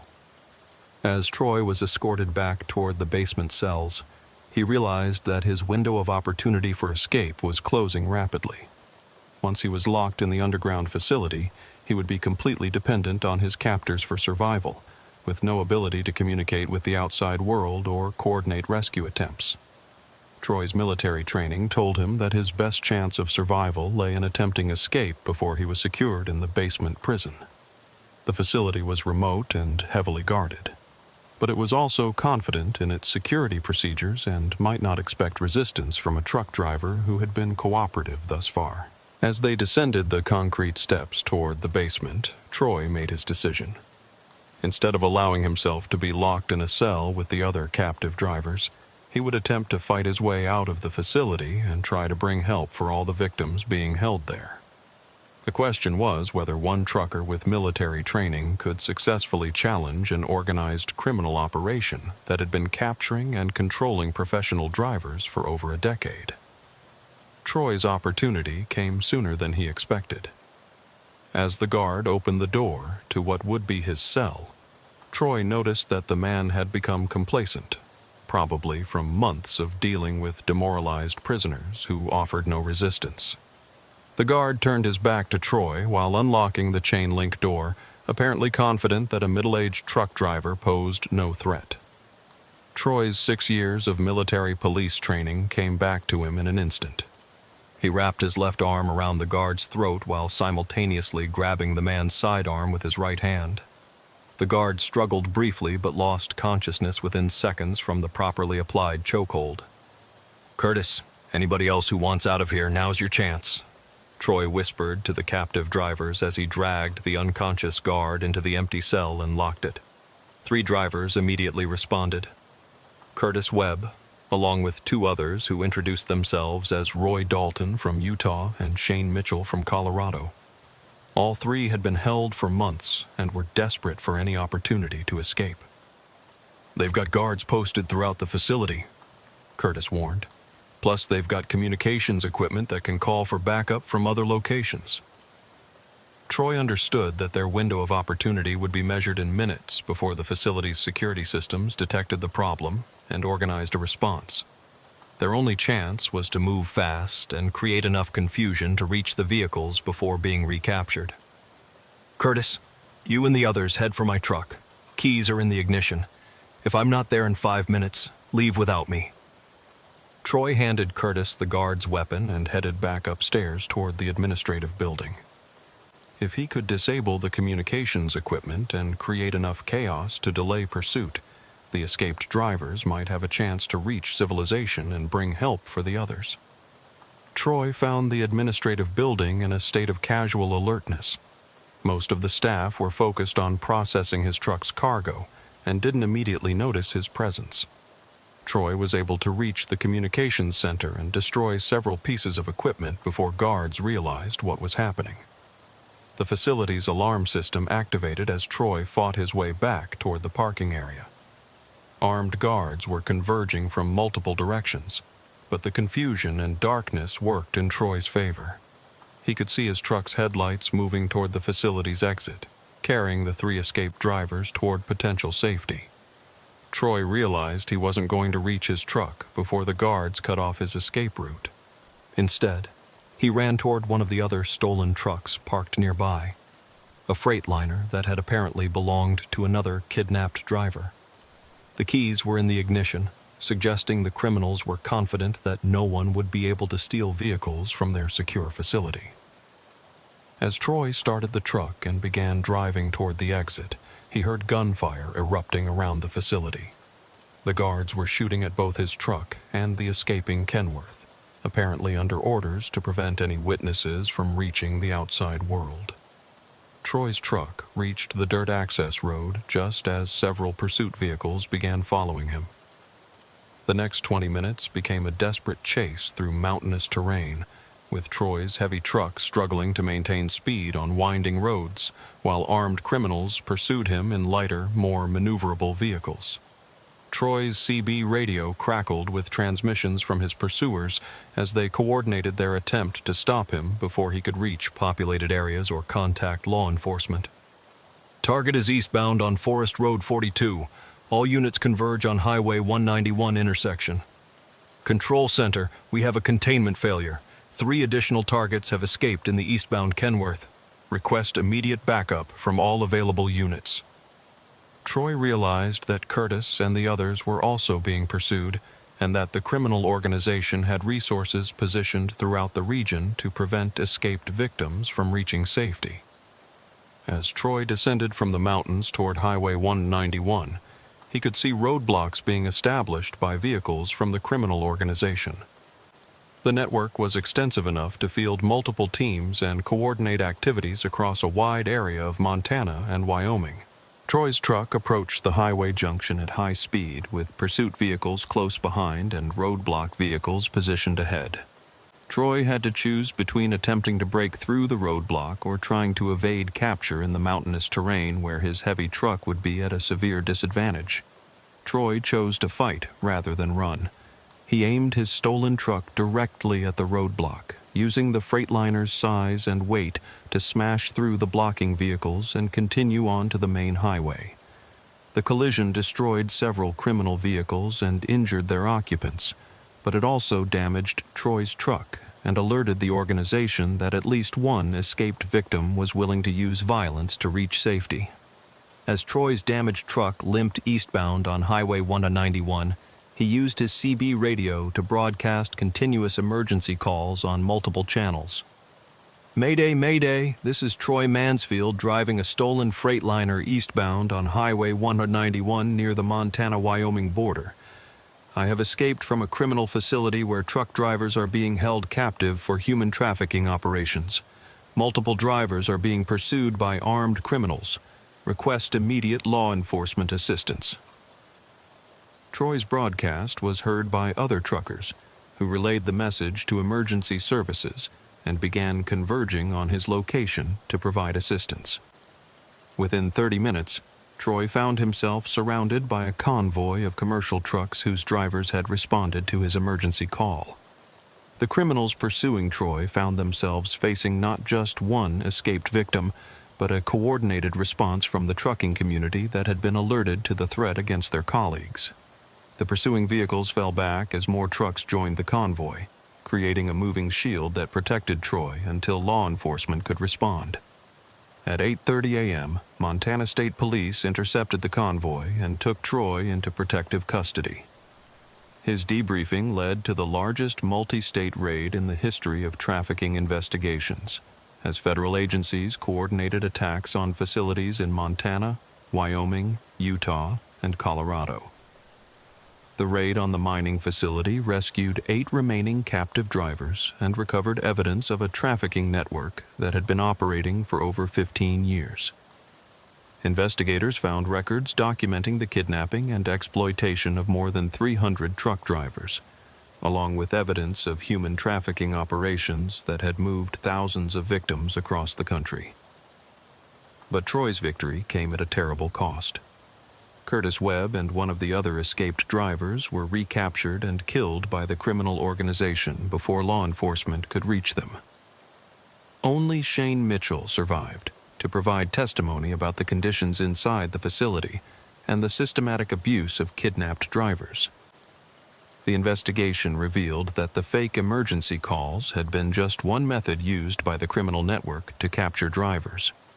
They had also used fake DOT inspections, staged accidents, and job offers to lure victims to remote locations where they could be kidnapped and forced to participate in illegal transportation operations. Troy spent 6 months in federal protective custody while the investigation and prosecution proceeded. The trials resulted in dozens of convictions and life sentences for the organization's leadership, but investigators acknowledged that other cells of the network were probably still operating in different regions. Troy never returned to long-haul trucking. The physical and psychological trauma of his captivity and escape, combined with ongoing security threats from surviving members of the criminal network, made it impossible for him to resume his career on the highways where he had been hunted. Instead, Troy became a consultant for federal agencies investigating crimes against transportation workers. His experience provided unique insights into the methods used by criminals who exploited the trucking industry and the psychology of drivers who fell victim to deception. Troy's case became required study for truck drivers and law enforcement agencies throughout the country. The fake emergency call method was so effective that dozens of drivers reported similar encounters after Troy's story became public. Most had escaped because they recognized the warning signs that Troy had identified, but investigators suspected that many drivers had been captured using variations of the same technique. For drivers who still traveled the remote highways of the American West, Troy's experience served as a grim reminder that their instinct to help people in distress could be used against them by predators who understood the psychology and culture of professional truckers. The CB radio frequencies that once carried requests for assistance now carried an undertone of suspicion and fear. Drivers who encountered stranded motorists began verifying emergency situations through multiple sources before stopping to provide help. The culture of mutual aid that had characterized trucking for decades was fundamentally changed by the knowledge that help seekers might be hunters in disguise. Troy still monitored CB radio traffic from his home in Colorado, listening to the conversations between drivers who continued to work the routes where he had been captured. Sometimes he heard calls for assistance that reminded him of his own experience.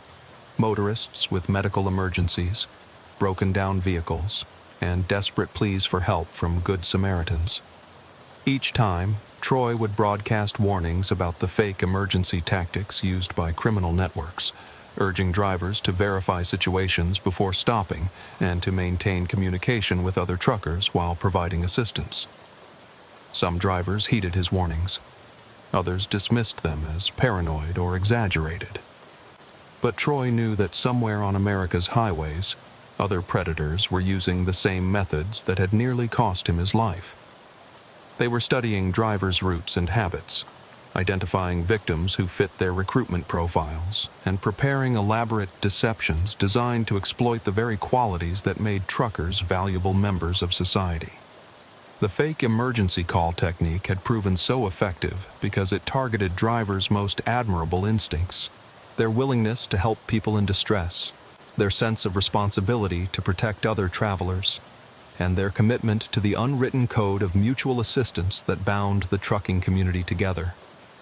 Troy Mansfield had survived his encounter with the Good Samaritan trap, but he understood that his escape had come at the cost of other drivers who had fallen victim to the same deception.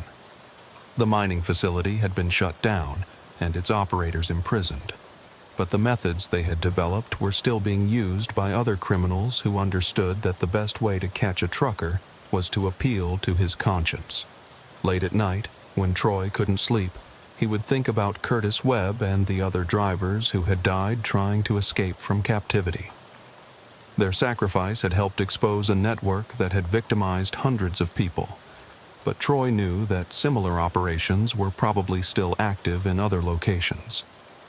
The highways that had once represented freedom and independence for American truckers had become hunting grounds where predators used fake emergencies to lure their prey into traps from which few escaped. And somewhere in the static between CB radio channels, Troy could still hear the echoes of desperate calls for help that might be genuine cries for assistance, or might be the carefully crafted lies of hunters who understood that the best bait was always compassion.